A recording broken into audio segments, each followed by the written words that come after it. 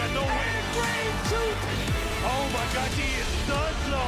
And that's gonna do it! Our first ever Tekken World Tour Tekken 8 champion!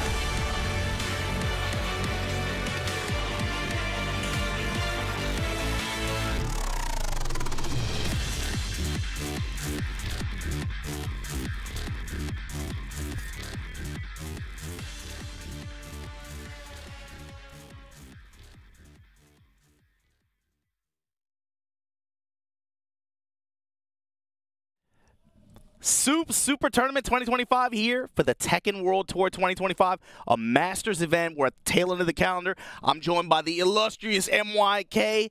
Mangja is my name, but we are going to talk about this top 8 that we have, the finale of this super stacked, super competitively dense Korean bracket that we had this weekend. Mike, when we look at the top 8 bracket and when you think about what happened yesterday, is there anything that comes to mind? There's a lot of things that come to mind. There's a lot of players here that are trying to make it into the tour finals right at the tail end of the tour, right? So it's like a lot of the players that needed the points didn't exactly make it as far as they wanted to. I mean, most of them did not make it. Most of them faltered in pools. Like, only a few really made it to the top 24. And honestly, looking at this top 8 bracket, I would say out of the players that are really were in dire need of points, only 2 really made it to this far. And even then, the nature of that necessity is a little bit different for them.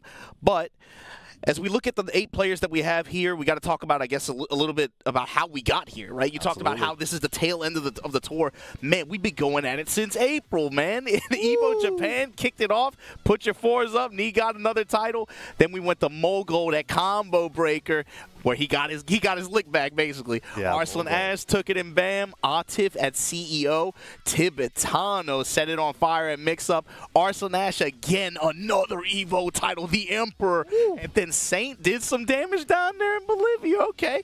Uslan Ash, another one. What? He's on the second hand by now, right? Yeah, he's up there with Jordan in 1 year. Up there with Jordan trying to fill up the second hand. And then the John set it up. Man, you were out there at Paradise Game Battle. Yeah, the John's run was incredible. That grand finals. I mean, man, y'all really got lucky out there. But here we are here at SOOP Super Tournament. But we still have Clash of the Olympians and Tiger Uppercut left to go. You're running out of time. If you need these master event points to add to your Tekken World Tour Global Leaderboard total, you are. Yeah, I mean, this is the worst time to need master points. Right, there's only a couple left, right? Clash of the Olympians and Tiger Uppercut after this. But, of course, we also still have a bunch of challengers still left as well. Here's to take a look at the challenger event. Starting it off, King Ray Jr.'s going over to EU, taking it over there at Brussels Challenge. Then we have Head Stomper. There's so many other ones. Chain Shift, shout out to SoCal. Ragnarok, only the best, second win. Moo Ring, Crossover X versus Fighting. Nexus, UFA, Cape Town Showdown, Thunderstruck. C Major takedown that we just saw last weekend was super fun to watch. First Attack, JDCR, same weekend as well. 2 double challengers. We got Electric Clash coming up next week as well. Also a 2-peat as well with Manila Madness 4. Shout out to Brown Man. Shout out to Brown Man. He was here with you last year. Yeah, Battle Coliseum 2025 also happening a week after that. And then we got B Pro Cup and Emirates Showdown. So still a lot of challengers left to get points. But yeah, of course, it's not the only way to get into the finals this year. We have the global leaderboards, and we also have the regional leaderboards. We got Victimo over in Americas 1, RV Chris, Sergey Masters for the Americas, Hexmark, Kostakis, Shaoling, Yon Diamond, Musashi, Zubair from Pakistan, Super Sick Paul Dragunov as well, Dichingis coming out of Asia region, RTM and RGN as well. And then you got Oceania with McCheese, and of course Breadman doing work out here in South Korea, and then Shonen with the Kazamas over in Japan. Yeah, and the way the regional leaderboard broke down for some of these areas is really interesting. In some cases, a lot of the players are already qualified, so it's going down to like the 3rd and 4th and 5th person on the regional leaderboard position in some of these regions, just because of how competitively stacked they are. But let's take a look at the global leaderboard and see where we stand right now. If we were to head to Sweden tomorrow and we were to run the Tekken World Tour final tomorrow, this is what it would look like. These are the players that would be in it. Uslan Ash, the Emperor of Tekken, right now 2,620 points from Pakistan. Of course, Mulgold right behind him. And both of these guys kind of in similar positions as what they were last year at the top of the leaderboard, right? Yeah, and of course this year, if you guys see the graphic real quick, the top 4 placers here, it's it's extra good to stay consistent here and stay on top because the top 4 players here get to skip the group stages for the finals. I'm glad you brought that up. That's going to be important as we look at this top 8. Then you have, of course, Jonding and Atif, the two towers, right, of Pakistan and Korea right there, right below Uslan, Ash, and Mulgold. That's going to round out your top 4. Right now, they get the benefit of passing some of those matches in the finals. But then you have 5th place, Ni, the legend, 1,700 points. Farzin, Rangchu, Ulsan, Lowhigh, Chikurin, Edge. You guys, you're going to see them, of course, in this top 8. But you got to, once you get the Tibetano, right? Tibetano is where things start to get a little bit shaky. Take a look. Tibetano, King Ray Jr., JDCR, Gosane, Shadow 20Z, Rife, Mangja, Noel, Nobi. But look at the point difference. That is from 12th place down to 20th place. You're only talking about 215-point difference. And when we looked at those the calendar of those master events and those challenger events, and when we consider that there's only a few weeks left to get those dojo points in, that shuffle there where there's potentially 9 players, there's like essentially sprint to the finish line. Yeah, there's like 14 players competing for 9 spots. It's going to get kind of dicey here. And speaking of which, we got to talk about if you are a player, if you've been on the road, if you've been competing in these events, bro, please sign up on TekkenWorld.com to get in /register and get your points in, man. Player registration deadline is going to be November 11, 2025. And, of course, the deadline for hosting dojo tournaments coming up November 9th. We're in the last 5-6 weeks of this thing, Mike. And at this point, you know, we got to start also talking about what's going to happen at the final, right? Of course, we got the finals coming up in the end of January, going over into February as well. It's going to be wild. It's going to be over in Malmo, Sweden, going back to the EU. As you guys can see there, it's going to be January 31st for the Tekken World Tour LCQ, and then the final is going to begin on February 1st. Make sure to check it out at start.gg/TWTGF2025 if you guys want a chance to compete and meet the community. Yes, I know you're trying to make it out there, and as well as all the players in this bracket. Absolutely. Let's take a look at what happened, the results of what yesterday's chaos were. Top side of the bracket, there you see number 2 seed right now on the global leaderboard, DNF Mulgold. His opponent, Eyemusician. But of course, Mulgold is the defending champion from last year here. And then of course on the other side of the winner's side is Lowhigh versus Meo-IL. Ooh, crazy. Meo, yeah, right now, keep your eyes on Meo. We'll come back to him. But, of course, loser side of the bracket, Edge versus Chikurin. We've seen this set a lot, especially in the JP Dojo circuit, where Edge has been able to make it out pretty consistently. And, of course, in various challenger and events throughout the past 18 months since this game dropped. Bottom side, Mangja versus Ulsan, fighting for survival in the loser side of the bracket. So what you'll see here is 5 of these players right now are comfortably within that top 20 right now on the global leaderboard. Absolutely. Eyemusician being the odd man out with this discussion just because he's kind of so far out to where he becomes a part of the conversation if he wins this event. He has to win this bracket, right? Yeah, no, definitely. But the 2 players that I want to talk about the most, and we'll get to them, are Meo and, of course, Mangja. Right now, those guys are the ones that are kind of on the bubble right now. Yeah. Where victory is a necessity right now. But 100%. with that said, Mike, let's get into our first match. The players are already on stage. Roll the card. Production. There we go. Yo, let's Main go. character, Claudio. Main character kind of a dicey one now. He's been running, he's like 99%. 98% Claudio. We'll give it to him. Yeah, no, true. And then, of course, we can see the breakdown here. Main character, Claudio, as we all know and love. Blue Moon Burst. We're going to see that a lot out of him. The low smashes as well. Scary character. But, of course, the best placement he got this year was Mulgold taking Combo Breaker. And then he's currently number 2 on the leaderboard right now. So he's definitely the one to look out for. Mr. Consistent out here ever since last year. Ever since Tekken 8 came out. He just came out of the gate swinging, like carrying his momentum at the end of 7 right into 8. I mean, that you said the C word, man. That's the term that to me defines some of the top talent in this game. They find a way, even through patches, through changes. Yep. In the midst of the competitive calendar, they find a way to be consistent. We got to talk about his opponent, though, man. This dude is a monster, a magician, an Eyemusician, Yoshimitsu specialist coming at you live. But here's the thing. Got to be one of the most, I don't know if you're superstitious at all. His number is 13. Oh, yeah, lucky number 13. 13th place in Evo, 13th place in Combo. Oh, really? He's got a 13th place curse, huh? 3 separate Master or Master Plus events this year, he got 13th place. This time he breaks the curse, makes it the top 8, right? So he's guaranteed at least 5th place here because he's on winner's side. But check out the global leaderboard right now. He's kind of far. He's the odd man out in the conversation in this bracket, only right? 300 points, but he's going to get a good chunk of points here this weekend, especially if he could win on the winner's side. But he's got to win. Yes. He's got to win to put himself in that conversation. That's the thing. And so right now, this is a tall order. If he's going to do it, it's going to be in dramatic fashion because he's got to go over Mulgold. They've been singing this guy's praises since like mid to late Tekken 7 out here. I remember coming here for the Master Events for Tekken 7, and they're like, yo, the Pakistani players, a guy like Mulgold might be that dude, though. Mulgold might be that dude. And we talk about Mulgold, John Ding, they're just like, everybody always looks at the older legends of the Tekken community, right? Like the Kudons, the Knees and stuff. Eyemusician beat both of them. But Mulgold's kind of like the new legends, right? The new the heroes of the Korean Tekken community. We got Mulgold, John Ding, and then Eyemusician kind of disappeared for a little while, right? He had the little Kunde service, the little military service, and now he's like back in full force in tournament scene. We've seen time and time again, the players that come out of that service, when they come back and rededicate themselves, if they had that ability, they can, like you said, it's like riding a bike, right? They can get right back into it. And check this out, man. You said he beat legends to get here. Eyemusician over Knee, over Kudons, over Shine to make it to this point in the bracket. Mulgold with that win over the John and Edge yesterday to make it to this had point. A crazy run too. Both these guys had to run into each other. Only one could win. Here we go. Eyemusician also offering a lot of sidestep left at close range, looking for that sidestep attack with the hilt, trying to find a launch.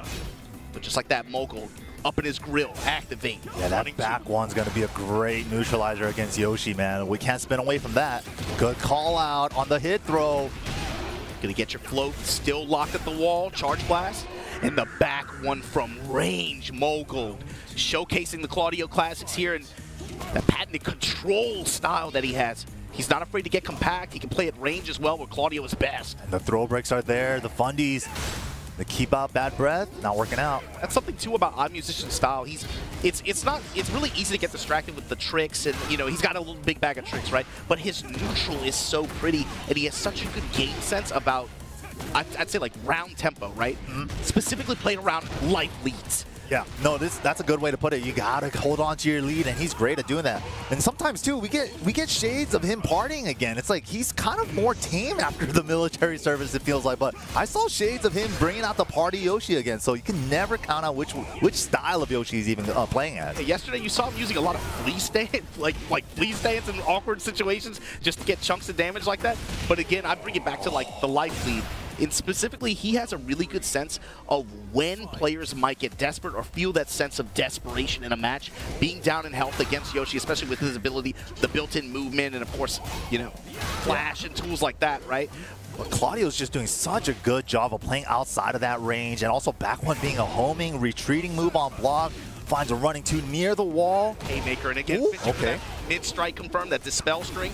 Low smash, shoot him! Low smash anti-air? That's nasty. Circle of Judgment to stick him to the wall. Ain't done yet. 79 damage. Sidestep 4, sidestep 4. Back 3. Oh, not enough life to even activate with burst there. The 1-2 gonna take away the life. The awareness, the speed, the control. MYK, Mulgold is dude, he's trying to fight. He doesn't even need the points, bro. He doesn't even need this. He really doesn't need it, yeah. It's like, dude, do me a favor, man. I need to get in there. I only have 300 on my report card. You're over here with 2K, man. Let me get some points. So for 5 of these players, they're playing for, of course, the lion's share of the prize pool that we have here, of course, on Tekken World Tour at the Master Events. But also, like you said, jockeying to protect or maintain their top 4 leaderboard spots. So important. Maintain that advantage going into the final, being able to skip that group stage. Yeah, and we've seen in previous years at TWT what happens at the group stages. It's like the NBA playoffs, man. Anything can happen sometimes. Remember that year where Al beat Arslan and me and still didn't make it out? Didn't qualify. That was insane. Anything can happen. I remember the French card shuffle that year too. That was kind of you remember that? Yeah. Like no people like I've never played a card game when you do that. But all right. Sleight of hand. Out of the air with anti-air activate, gets the wall burst, and the spicy wall combo, big damage. It's all Mulgold right now. 4 rounds straight. Eyemusician has to start partying or something because him playing this slow game with him is not working out. Again, the keep away tools, you seem like you missed. We saw so much success with him being able to play keep away when opponents felt that desperation to go in yesterday. But Mulgold consistently has life lead. There's no real sense there, and he can play at range with Claudio. Finally, Kazuryu slash, able to get something going here. But Eyemusician immediately going to leverage the smash. And just a little low tap afterward, too. Wow, but the sidestep, Blue Moon Burst, with punishing the down jab. Oh, wow. So Judgment last hit whipping. But doesn't matter. Strike, yeah. You actually went for the kin parry there, little early on the attempt, though. Ooh. Two and now Wall carried on block. 2 running 2s, that's it. Nice splat distance, yo. That range, and look at the reward.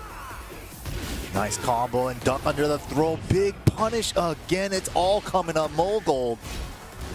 Lighter wall combo so he can set up the sidestep mix afterward for Oki. Back one.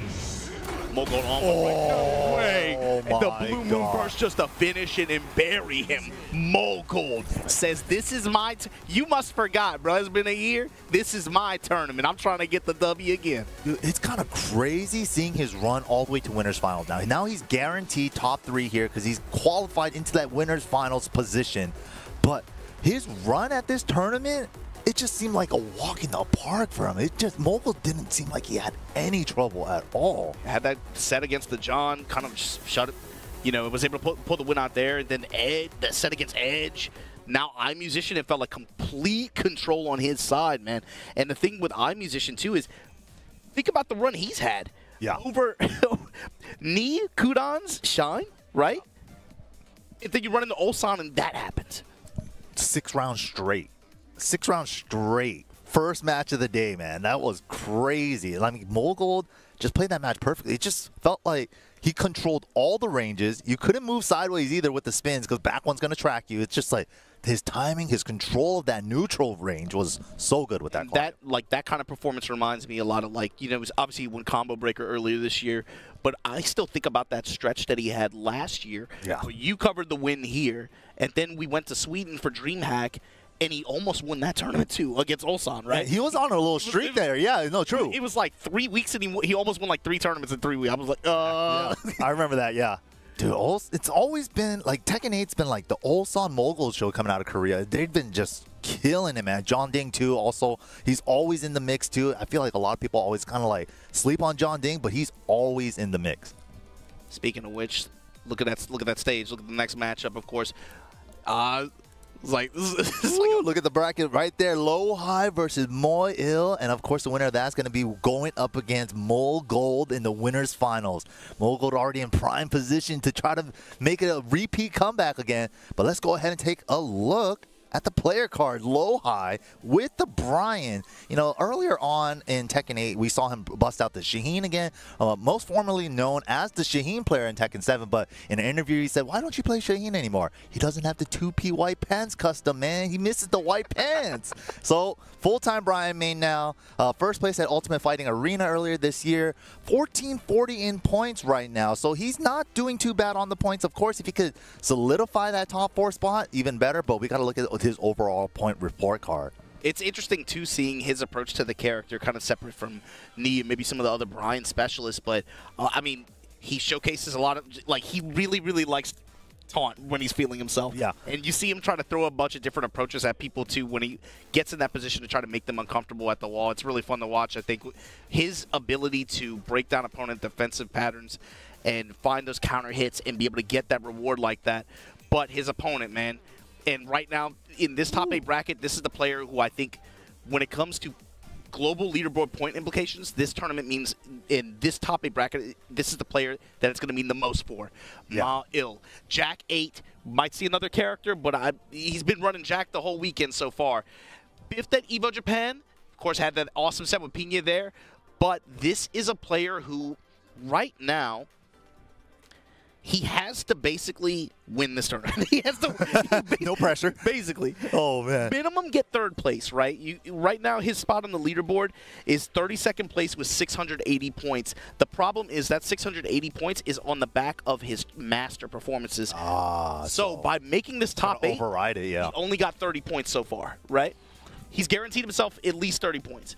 But he's got to basically get third place minimum. Yeah, he needs the big bulk of points at the top. And if he's going to do that, it's going to be in the most dramatic fashion possible because Lowhigh's sitting right in front of him. But talk about the run that he's made so far, right? Over Lee-san, over Crescent, over Bompo, over Ulsan yesterday. Yeah, that was a crazy set, too. I'm just always so impressed how he does it. Like, he used to play Marduk and Geese in the previous game, and then earlier on in this game, he was rocking the Victor for a while, and I really thought the Victor was the character, but the Jack A really coming into his own and really just finally developing the style that he likes with the character.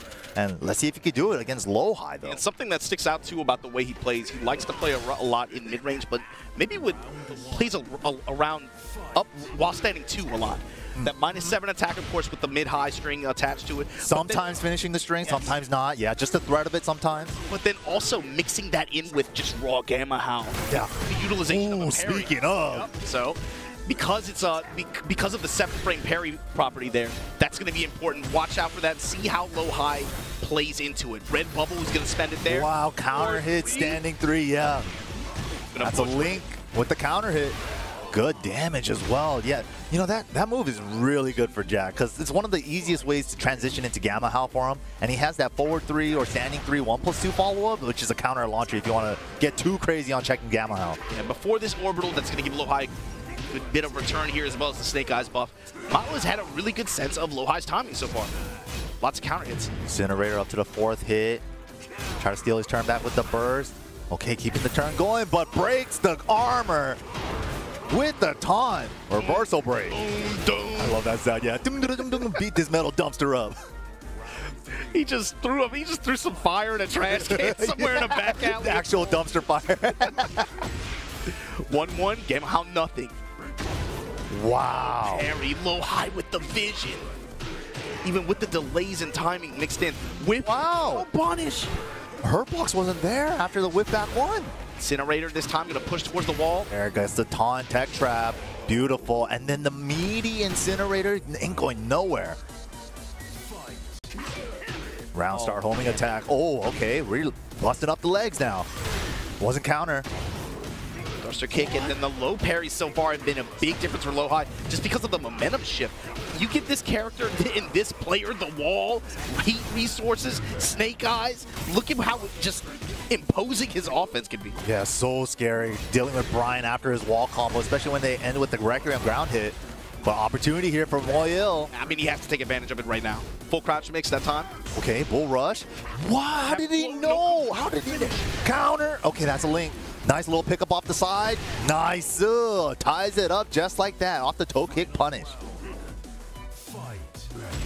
While standing 2, gonna work the low jab here. And we've seen a lot of low parries coming out of Lowhigh too, so I think Meo-IL's a little bit more cautious about poking low. Tried to step, unfortunately. Big body, Gamma charge and puts that boot on him. Crouch jab into the offset. 2 throw. Nice break, red bubble heat dash. Keep the frames. Only -11, that's all he gets. Worth the risk. Oh, but low crushes the jab. It's a floor break one, so it's not going to interact with the wall.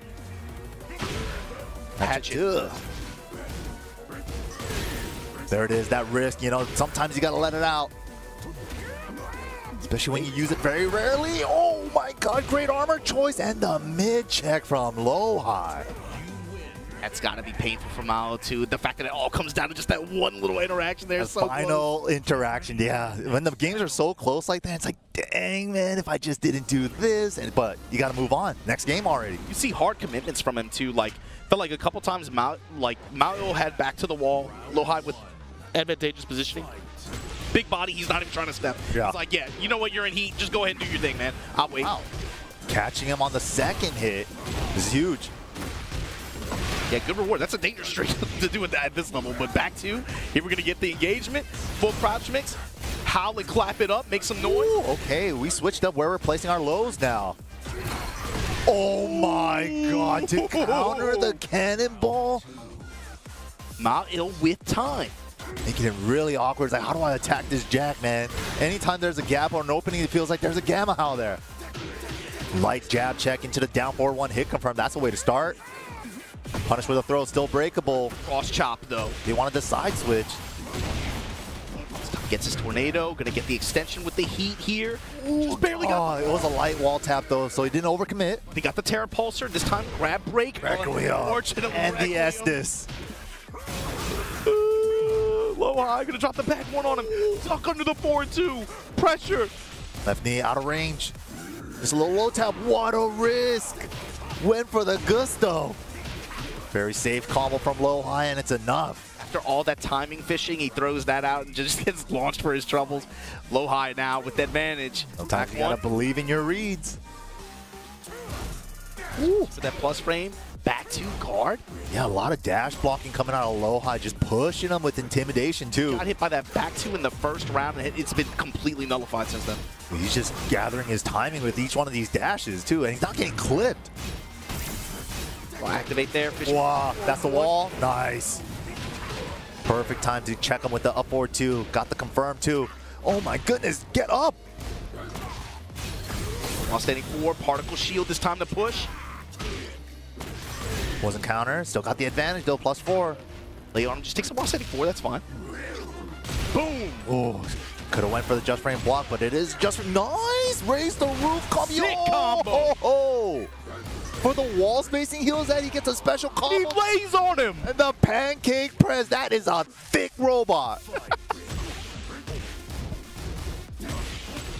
Finally the 2 jab, wow. but the orbital, he brings it back Lowhigh. Clean low crush with the orbital to the wall. I'm gonna get the flip here. Keeps the snake eyes. What are we using it for? Activate, gonna step after the step right. Whoa, big counter. Spends the dash. Sidewall's there, so he tornadoes early. Okay, doesn't over risk the combo. Keeps the combo really safe for the sidewall. Das boot. Mao with a chance here. Doesn't get to use his heat, but he still has 1 snake eyes. Hatchet. Incinerator. Wow, into the Jesus palm. You saw shades of it that first game, but he does have a sense of when Lowhigh is getting a little bit too aggro on button presses. Jack, of course, with really, really good return if you can sniff that out on their approaches like that.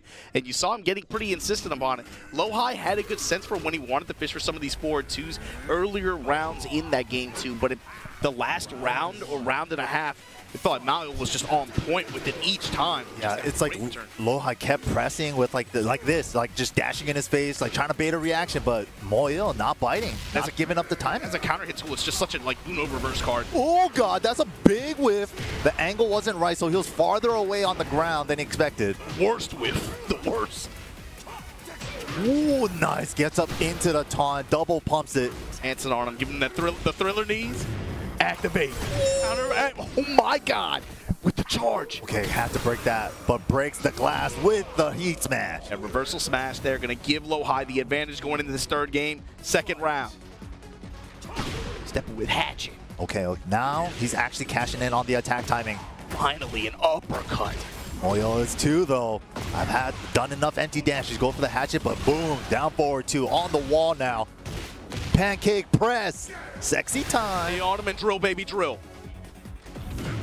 Step in, activate, step left, no. Low jab. Oh, and it wasn't countered. Yabare from Lowhigh. Oh my god. Hard break. First time, Ash. And it would have been extra dead anyway. It was going to be the stage hazard right after that, so that was a great time to use it. Still gets to use it because it didn't blow up. Tip range on the while standing 2, so it didn't even hit. Like every time Mao just barely starts getting like a little bit of momentum or cooking, Lowhigh finds like an orbital or some like big counter hit return. Yeah, big stop sign all the time for Lowhigh. In the while standing 2 there, touch him low, lean that shoulder into him, but the heat armor this time gonna get him out of dodge. Plus right there, just gonna get the low. Okay, Lowhigh. Puts him back on. Still has the snake eyes to use. Cannonball straight. Red bubble to heal a little bit. Incinerator. Ooh, that was sick. He called out the last hit. He was gonna go for it. Clap him up. That's all 3 tornado. Gonna get the wall. Lay that shoulder into him. Keeps the wall positioning and the low again. Meo-IL playing out of his mind. Is he gonna do this? 1 round away to making it into winners finals. Wow, that was so far. Lowhigh doesn't even go for the punish, recognizing the range. And Lowhigh trying to get compact here. Okay, in his grill. okay. Plus frames, read on the low. Give me the wall. Goes for damage. Hits the side roll, telling it to get up. Hatchet. 3 hits on the ground. All of it's gray, though. Has a chance to recover. Can we find an engager? Okay, 172 is good. Burst cancel to activate. Runs into it, the incinerator, and we got a double Urigi. They gonna give it to you this early, man. Okay. Of course. Oh my god, the low parries are back. Meo-IL giving him the lows. The whole set, man, he's done such a good job of just finding Mao's low timing and getting the oh, baby. Caught the beginning of the armor before he could even burst to keep the pressure going. Throws the Gamma. How great choice from Lowhigh this time. It's one of the ways to deal with it. Red bubble heat dash, keep the frames, +5. One this time, trade with the thruster kick. Fortunate trade. Lowhigh still with some heat to use. Went for the jet upper punish, but the orbital's gonna do it. So unfortunate, but Lowhigh gonna punch his ticket to that winner's final to go up against Mulgold in a 1st-to-3 showdown. Dang, Meo-IL was so close too, but it's just like Lowhigh had a couple of good reads in that game number 3. Game number 2, Meo-IL switched up the low timing. He wasn't getting the low parries anymore as often, but near the end just went back to that fateful classic down back 1 timing. So it's just like started scouting him out with the orbitals, the low parries at the end. Good. I mean, overall return from Lowhigh in that set through just, again, like you said, isolating the low timing. That in a game where low parry is nerfed, you know, right, he found. But I guess when you have the design of Bryan and you're able to find the wall from the low parry in those situations, he's able to make the return so overwhelming like that. It feels so bad, man, because Mao made a lot of really good reads. Like I said, while standing 2, he played around while standing 2 so well that set against someone like Lowhigh. There was one instance, though, where he did a down back 1 into a while standing 2, but the range was so far that the neutral orbital clipped the hurt box on it. So it happens, man. But let's go ahead and go over to the losers bracket. We're going to go over and take a look at Edge's player card and also the bracket. Boom. Look at the bracket. That means Meo-IL is going down to the losers quarter side, and he's going to be waiting on the winner of this next match. It's going to be T1 Edge going up against Chikurin. So you see there, only the best went out to Italy, got that first place win there. 1390 points, and I suspect that Edge right now at the 11th spot on the leaderboard, I'm going to say he's safe. He's good.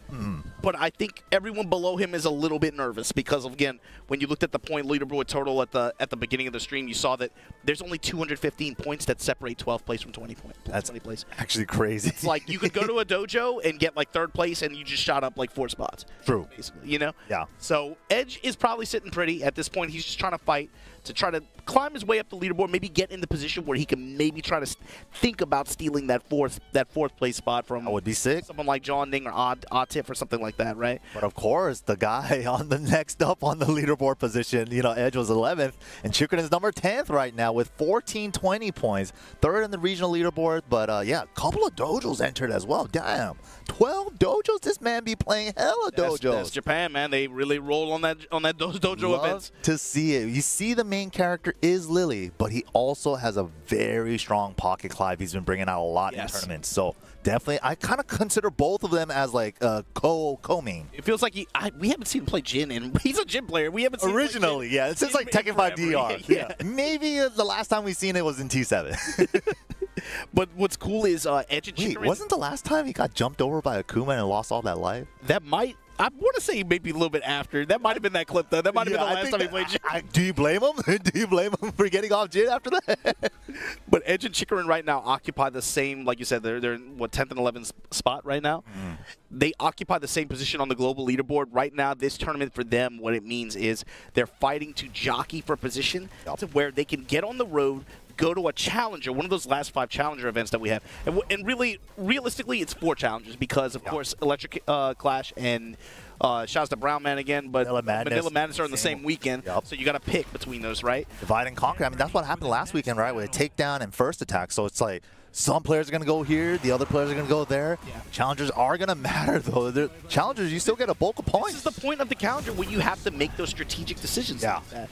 And so both of them are fighting to get. They basically are looking to get like 4th, 3rd, 2nd, 1st place in this event, just to put them in position to where they can get over and make a real strong run for that top 4 in those challenger events, but Edge gonna open it up with an easy call out on that Phoenix slide, and look at he's gonna blow him up for it Back too. to the wall. Let me get that plasma blade unscaled. No, Dark Halberd to get just for get the Oki. plus frame after, back up. Nice confirm and the heal. Torgal. Nice resplat combo, yo. Down 4-3 for the flip over sideways. No, didn't get the grounded hit. I said I get wall return too, man. Slow down. With the rusty knife, Edge fishing. After the activation, gonna sidestep left guard. Smash into splat. Splatting walls, heat smash. Pretty good. Didn't quite splat cleanly there. Sidewall saved him a little bit. Hold these effects. Wow. Down 1. Late on the punish. Counter hit, 1 forward, 2. Uh-oh. The combo routing adjustment here with time expiring. Goes for the gauge buildup. Could have launched. Lighter punish. Great choices, though. Edge is down forward 4. I really like Edge's use of his homing move. That down forward 4, he's so good at checking people, being honest on stepping his mix. I couldn't believe Chikurin did down back forward, did the full sweep for the round like that at the end. Speaking of, trying to bless up the legs right now. All the lows. Trying to double up on it. Sidewall might save him. Early tornado because of it. Nice combo adjustment from Edge. Yo, that was sick. Sidestep activate again, sidestepping with him. These lows right now. Fishing for the counter hit. Chikurin down, plus frame. He said screw. Wow, nice step. All natural, doesn't splat. The angle wasn't good. Good confirm on the sidestep, 2-1. We're down 1. Oh my God, Edge. I saw that yesterday too. Dash up, wait a second, and then down forward 2. He was either like micro positioning, sidestep uppercut, finds the timing, or like you said, dash up, wait a split second, down forward 2, and he just pops it. Just make them uncomfortable and say, oh, I should hit a button. He didn't do anything. Boom. Ooh, rockets in the skies, and you know where you're going. Sidestep, just frame Sky R. Back to the wall.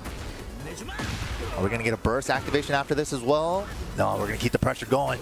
Down 2, a barre from Chikurin.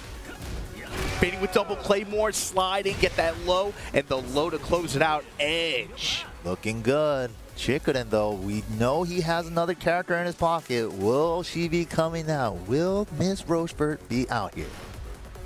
No, he sticks it out with the Clive.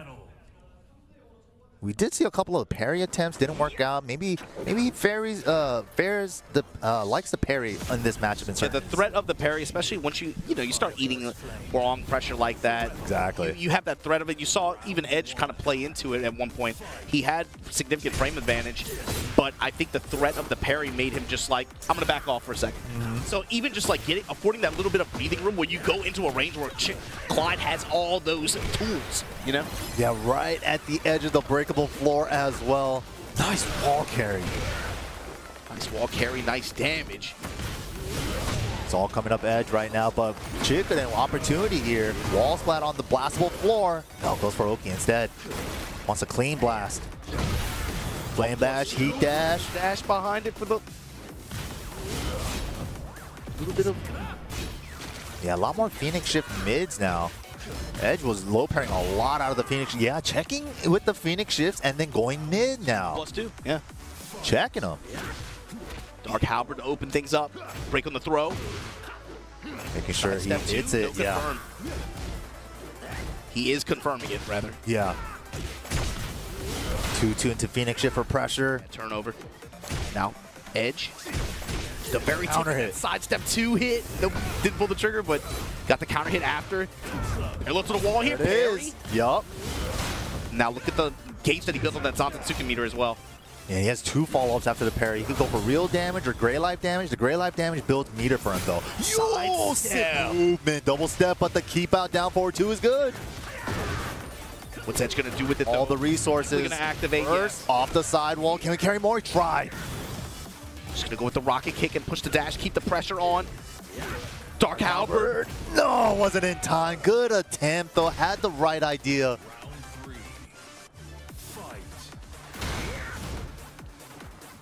-10 on that homing move, but out of range for the jab punish. Cannot whip from this character, man. Yeah, that plasma blade is such a good whip punish. Not make it easy for them. Throwing all these lows at him. Down pressure. Chikurin getting smothered right now. Can't find an answer. Plus frame there. Good break on the grab. Intentional throw. He wanted the side switch. Chikurin can't find an answer right now. Parry, parry, parry, but he went low edge just with all the right options on offense. Gotta break that throw. It's gonna break the floor. Punish from Chikurin. Wasn't counter. He's doing a great job of counter hit confirming that 4-2 and the side step 2 on normal hit. And he's only letting it rock on when it hits. He's confirming it. But he's playing a little too safe, man. He's got to go in. Edge is going off right now. He had the micro step after, had the whip, but opportunity. So fast. Oh, whip punish there. That was a chance. Counter hit confirm on the forward 2-2, 1+2. Okay, off It's the a lane. Mission again for that confirm. Okay, a little bit chip. Look at Edge's movement here. Sidestepping left in open range like that. Nice punish there. Okay, and finally tags him low with the down 1. Look at the meter under his name, though. Yeah, Chikurin kind of just playing at that forward 2 max range, you know, kind of not letting Hwoarang in. He gets the opportunity to look from the clock out, use that Zantetsuka meter. But Edge is finding a great way to make him uncomfortable, swing and whiff, and creates the whiff punish.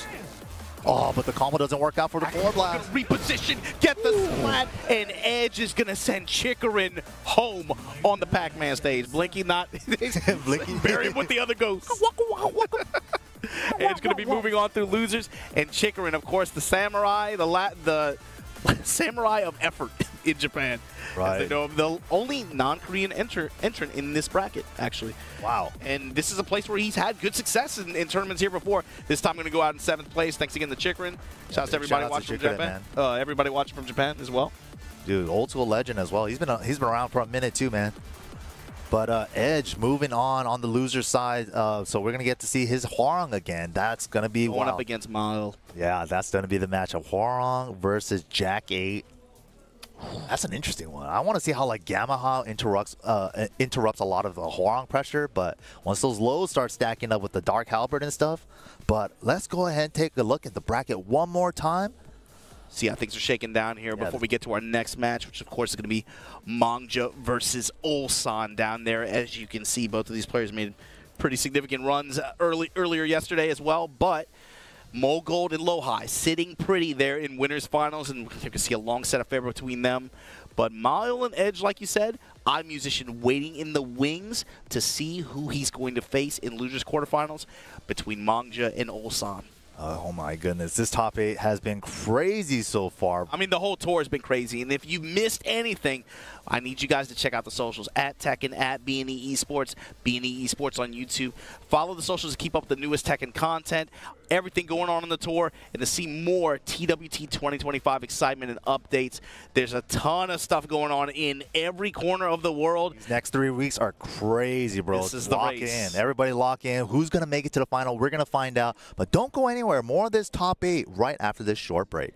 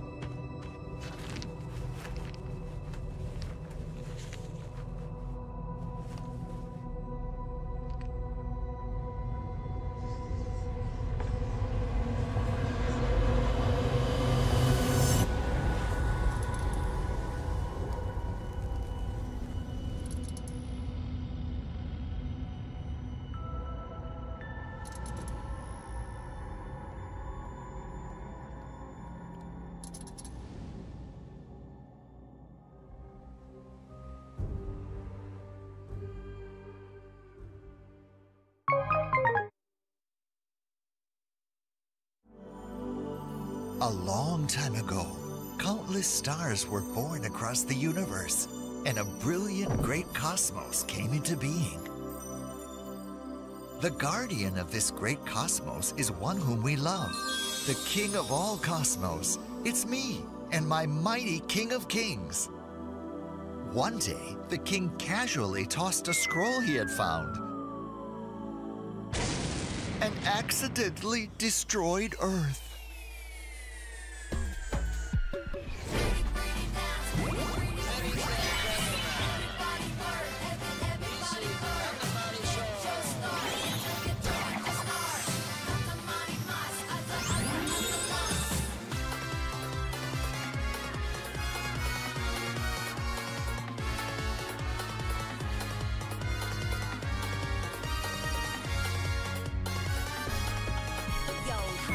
In this Katamari Damacy, the starry sky has vanished yet again.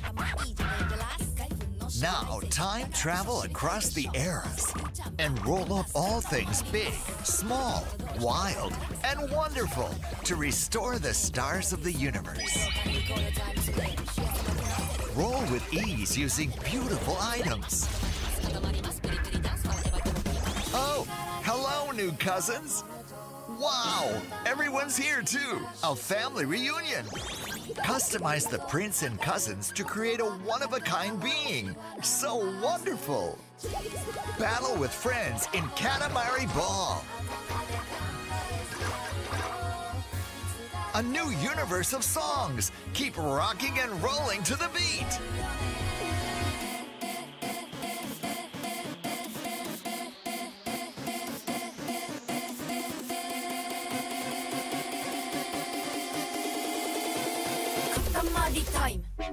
What a thrilling, spectacular, and beautiful game that will touch my heart forever.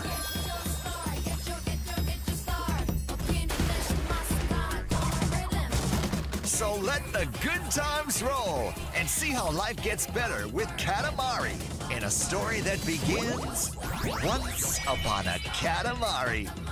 Coming October 24th, 2025.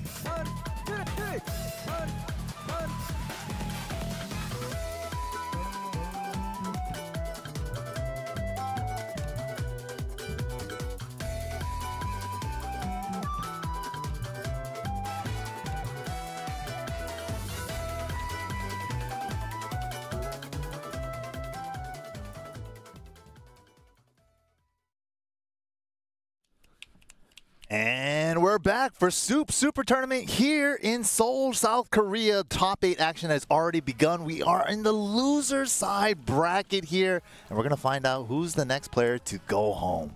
Man, it's been crazy. Yeah, that's right. Majin Obama and MYK out here in Seoul, South Korea for this stacked. I mean, you said it in jest early.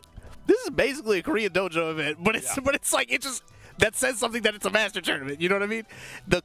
One of the most competitively dense, I think, brackets that the TWT has had this year, and there have been a lot of those, by the way. But let's take a look at the bracket, see how it's shaken down so far in the top 8. Take a look. Mulgold, Eyemusician, we got it kicked off with them. Mulgold showing you why he is one of the most consistent dogs in this game right now.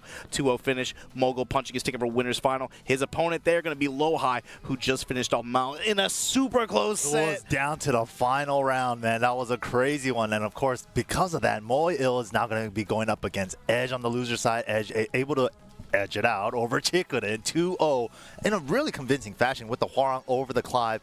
But coming up next, we got Mangja going up against Uslan for the last game of round number 1. With the Eyemusician waiting in the wings to take on the winner. I see you got the little James Chen puns. I like that you go to the school of James Chen. We are on the same team. But they're on stage right now. So let's take a look. Mangja. Again, Mr. Evo Japan, bro. He always finds a way to get it done in Evo Japan. 4th place, 3rd place. Yeah, 4th place last year, 3rd place this year with the law.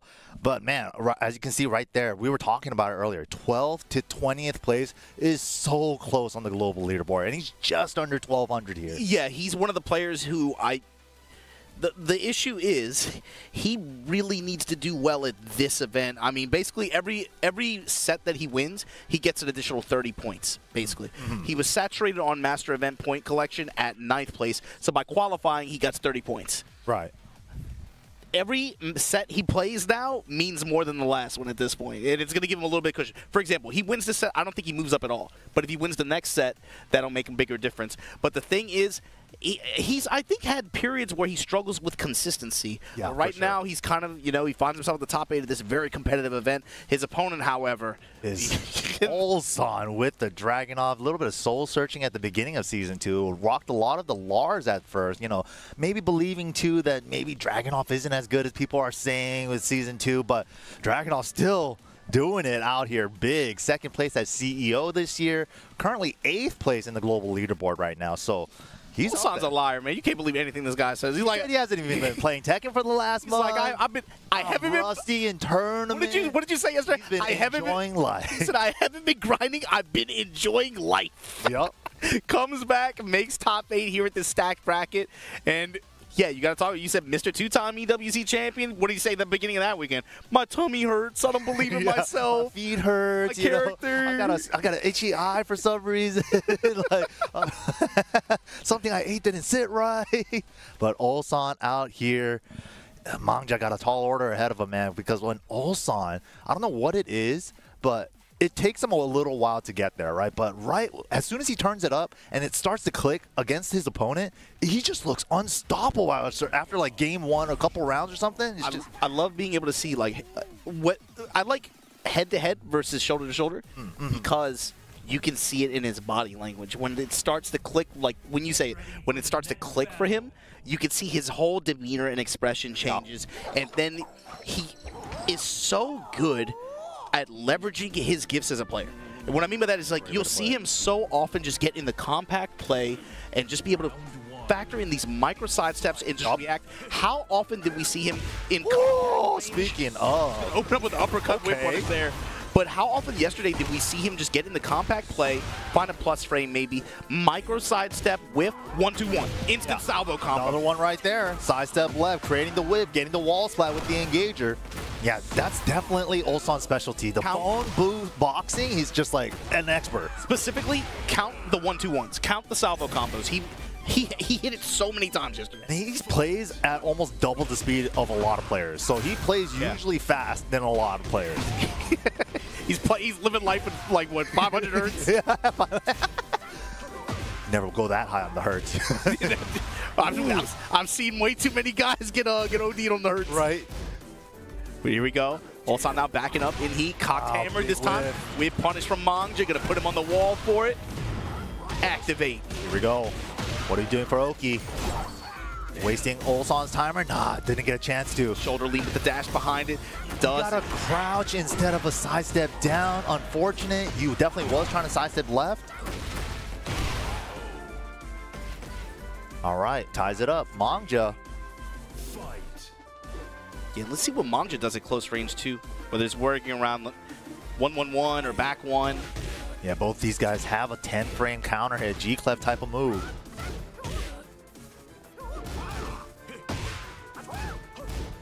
The uppercut too from Mangja yesterday too. That had great return. He was able to find some of these sharpshooter launchers.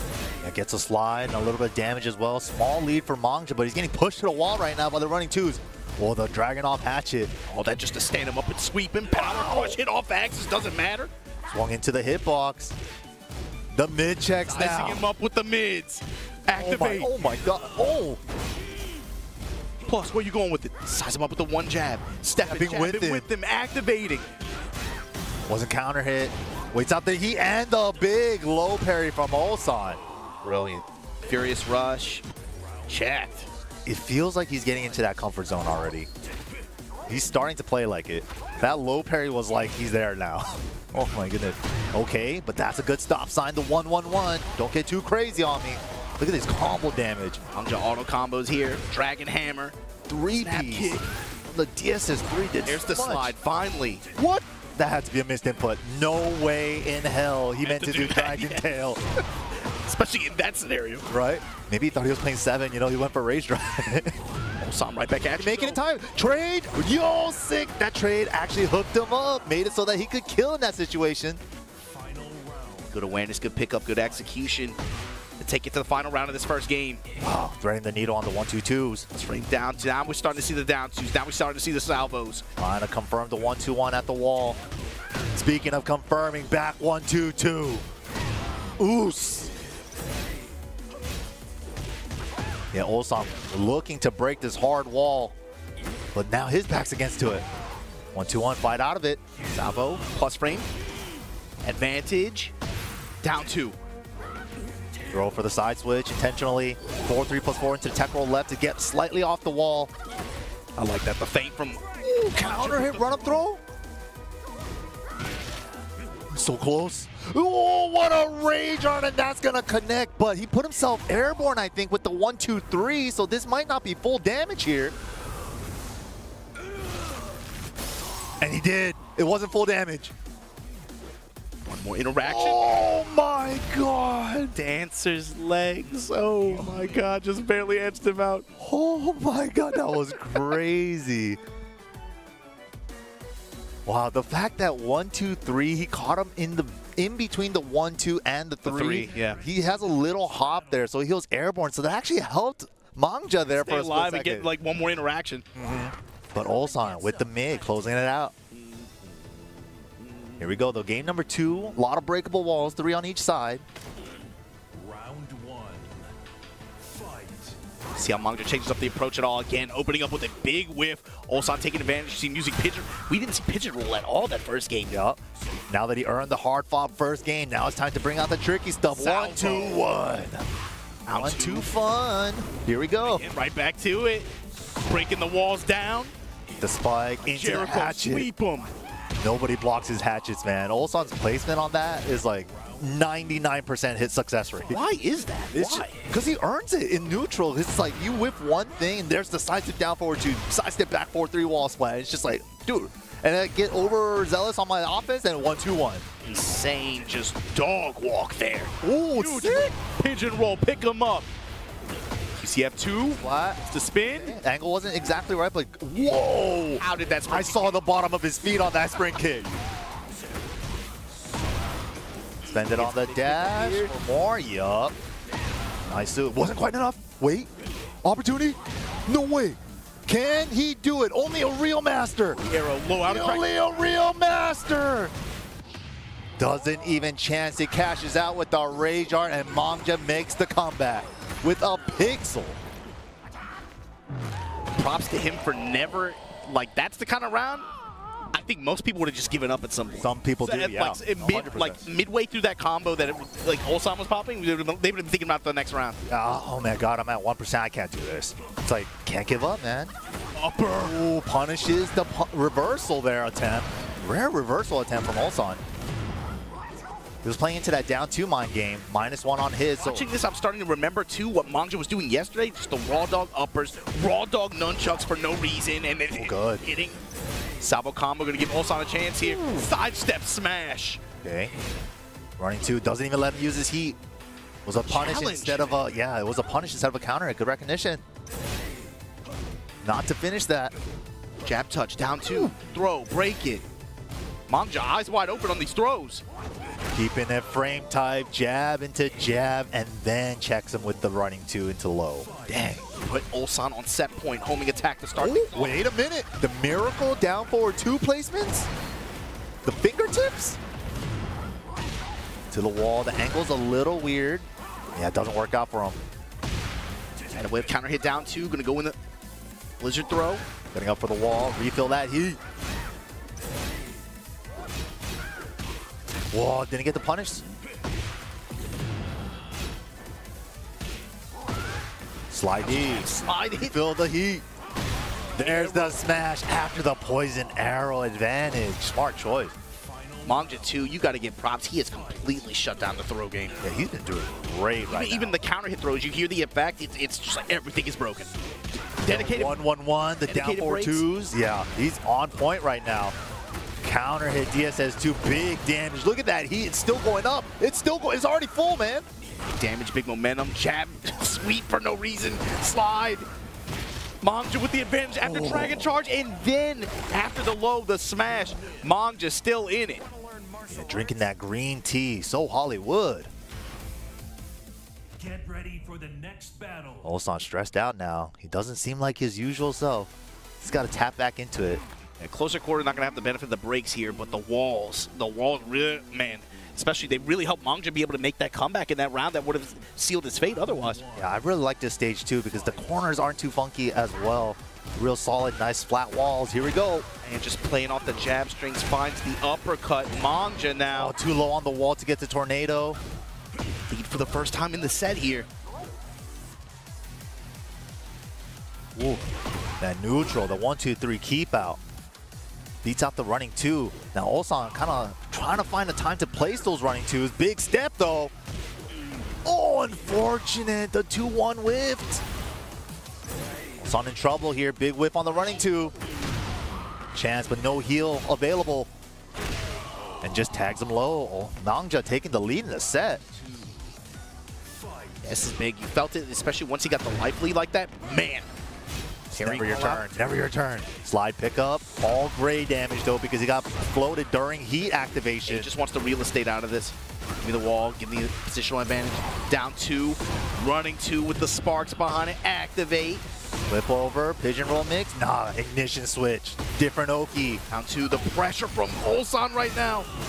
Make him hold the smash. What are we doing? Final mix. Down 1. Great choice. Got the bows on him. Ulsan there with a pulse saying, I'm still in it. Because it looked like Mangja had complete control for a moment there for a couple rounds. Okay. Wow. That was a good choice. Getting under his jab, the second jab with the back line. Ooh, finally lands the forward 3+4. Gets the pickup. Scorpion. Steps into the wall so he can get the 3-piece wall carry there. Awesome conversion. Yo, big damage. 1-2 drop in the shoulder lead.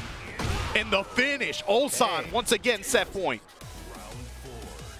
Can he close it out though? Will Mangja make the adjustment? The wall of down forward 2s are still there. Junkyard high splat conversion. And we're getting the burst activation as well. Ba-da-ba-ba. The uppercut placement from Mangja has just been crazy this set. Yeah, that's the privilege of having a safe down forward too. Just throw it out as a stop sign. Cheap uppercuts, man. It's so good, man. Mikiappa. I miss playing a character with cheap uppercuts like that. I was like, ooh. A minute, gets the heel. Slide. 1-2-1. Salvo with the dash for the wall position immediately. He just wants to be able to just put him on the wall, get this pressure, and end it here. Good Not gonna counter happen. hit. Mangja with the counter hit. Counter, not even a counter hit throw, just didn't break it. The first grab. The first grab. Maybe he rolled the break. Wait a minute. No. It's not gonna whip punish a jab. Went for it though, and a double Richi. One of these guys are going home. Round start, back three. Good mid check on the turnaround. Ooh. Taking the frames that time. Oh, the uppercut. He slides it in there. Gonna get the wall as reward. No! Lost 84. Mid check. All that activate. work. He needed that. Okay, final chance. Both activated. Who's gonna get to use it? Slidey, refill. Fakes out into the mid, into smash. Charge low. Legend. Oh, and the hammer of the Dragon Gods gets him. Is Mangja going to be moving on here, dropping Ulsan out of the bracket? This is, again, one of the players who kind of needed to put together a marquee performance here if he could. Mangja kind of, again, slowly getting there, but his next opponent, man, this is going to be tough. It's going to be Mangja versus Eyemusician. That's so hard to call, but yeah, Mangja right there, just putting up that wall of down forward twos right when he needed it. Even though he had that slight drop near the end, good recovery there after that. Also, I mean, it's like the uppercut in sense of timing, the uppercut placement, the whole set, but also throw game. Yeah. Aside from that one blizzard throw at the end, throw game almost completely neutralized. Yeah, gotta have those counter hit or not. Yeah, the counter throws are mad hard to break too, because you're like, naturally they were already harder to break, but in this game the window's even smaller, yeah. so it's like there's double hard. You might be hitting a kick button, you have to touch the punch button in time. It's smaller windows. We heard the gunshot several times, but it's just like, no, it does not matter. Break, break, break. Sharp. Yeah, super sharp, and you can see how quickly they're reacting to a lot of these things. But yeah, Mangja with the adjustments, the ever so seldomly use the parry too, especially when you got like one exchange with it. Yeah, a couple of those, the 1-1-1s when he needed it, and especially back one especially, yeah, as back well. one, Dragon two, Roar, Dragon Fury, both all those down strings. forward too, though. That's such a big payout whenever you got one of those. Yeah, I mean, being able to find any kind of momentum shift whenever he was able to sense a counter hit, that's so valuable. Let's take a look at the bracket. Take a look at the matches that we have left so far. You got to talk about Mangja, too, going up against Eyemusician next. That's what the result of that last match was. Check this out. Mangja lost to Daniel Mato yesterday over Kokuma, over John Ding, and completely silenced the John in that set to close it out to make it this far. That was and then really he just surprising. Beat Ulsan now to make it to oh, man. But Meo-IL and Edge are taking the stage right now. We're going to see them go at it.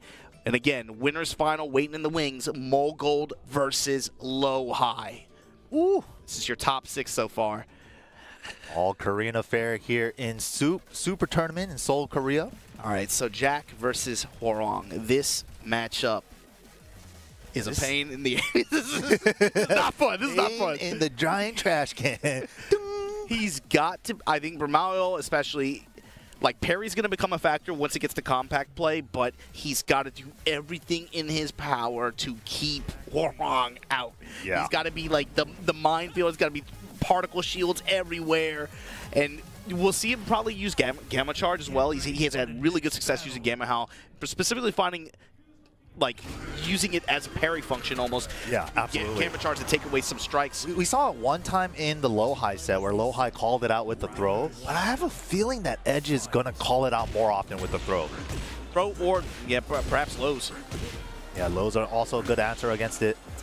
Especially range like this, but right now kind of jockeying for position, kind of trying blows here. That can hit clipped him. Clean plasma blade with punish there. Yeah, fishing with that mid kick. Meo-IL gonna pay for it. Send him away. Hwoarang running tag. Yeah, roll towards him until he just gets the. Ooh, it's a bubble. It hits 360 degrees, man. Activate.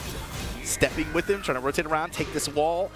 to get this Hwoarang pressure off. Big body, you can't step as easily, so you have to rely a lot more on sensing your opponent's timing, being able to use charge, Wow. or just running headfirst into that uppercut. We're seeing so much mileage off of these safe down forward twos, keep out, and timing. I was just glazing Mangja, but you brought it up earlier. Edge yesterday, Yep. dash up, pause, uppercut. And he saw it again today, yeah. We might see it again this match. Back two. Stuffing the Peacekeeper. Second hit, counter hit. And jackhammer this time paying off. Uppercut, no touch this time. Yeah, caught him crouching. While standing one in the punish, but the plus frame, hard duck, and we come up with the while standing one. Raise the roof on him, clap it up, make some noise. What? Oh, sick! That's guaranteed unskilled. If it's for the kill, Nasty. I didn't even know that. Yo, that's sick. Save.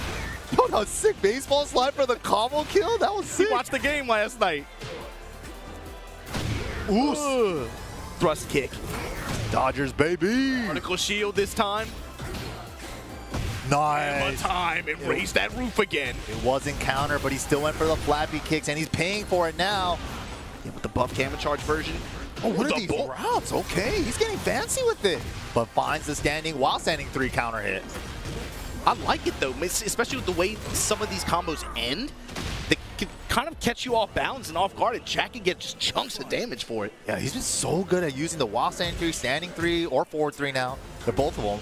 Same move. That knee that transitions into Gamma. Ooh, He's the so 2-1. good at using it. 2-1 jump in, goes for the grab. Edge with the call. Oh, Kick in the backdash. yeah, didn't see it. He thought he got hit. Wow. Edge Open blast. It's time to engage. trying to break down Meo-IL's defense here, but Meo-Il just holding on until then. No throw break. It's also more Meo-IL's doing. He's putting the minefield out there. He's making it difficult for Edge to approach. Little red bubble heat dash. Zoning. Peacekeeper. Crouch jab to interrupt the off. That's so good. Throw break as well. Was that the whip punish? Guard break. The off time low. That delay was beautiful. He hella low parried a split second before that. Yo, big sniffer. Whew. Breathing in heavy right now. He's like, gotta keep it controlled, man. Gotta keep it controlled. This is loser side. Masterclass, he only really, I think that whole game, only really found himself walled up. Of course, you know, open stage like that. Walled up against Hwoarang, it felt like one time. Yeah. And he navigated it pretty well overall. He was pretty calm during all the Hwoarang offense. Yeah, he wasn't like too worried about a lot of stuff.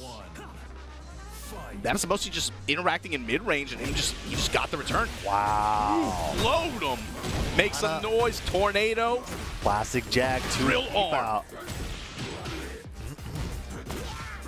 Bro, Meo-Il being so hard to open up right now. I mean, he knows this is his moment. He knows what he has to do. He understands the assignment. Homing attack to call out the movement. First activate to get a little extension as well. Drill arm. Nope. Lurch with the Terra Pulsar behind it. But baby, big time punish here. Gonna get the wall. Not good. If you're Jack, this is not where you want to be. And beat him to the punch with the smash. We saw his smash coming out too. Round 2. Fight. Wow. Whiff and launch Edge. High splat conversion. Look how many times he's touching him. 40%. Black Kite, get the plus frame back off. Nothing too crazy, but running 1+2 finds a smart. Bull rush, watch out, help. Oops, all mids. The back two, trying to lay on him again. Plasma Blade this time tanks through with the burst armor on the while standing 4. Got the punish, gonna just keep laying the pressure on a heat smash. That's a counter though, good confirmation there. Edge looking good this round.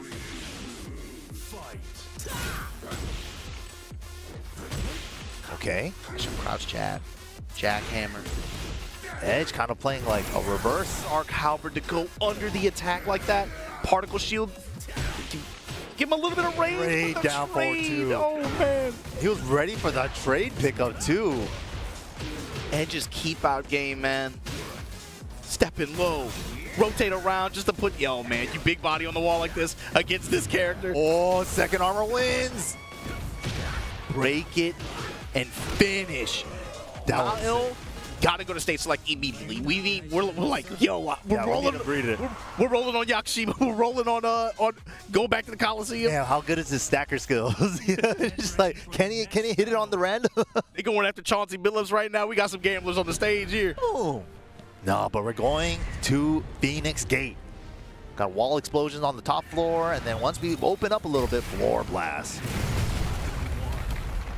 Both these characters have floor blast throws as well. Oh yeah, for sure. Yeah, I mean, if you're Jack, you like that. Here we go. Takes the risk with the mid extension, paying for it. Oof. Okay, intentional one throw break for the side switch. First activate, keep him at the wall. I'm surprised he didn't try to uppercut him for that. Some light pressure there at the wall.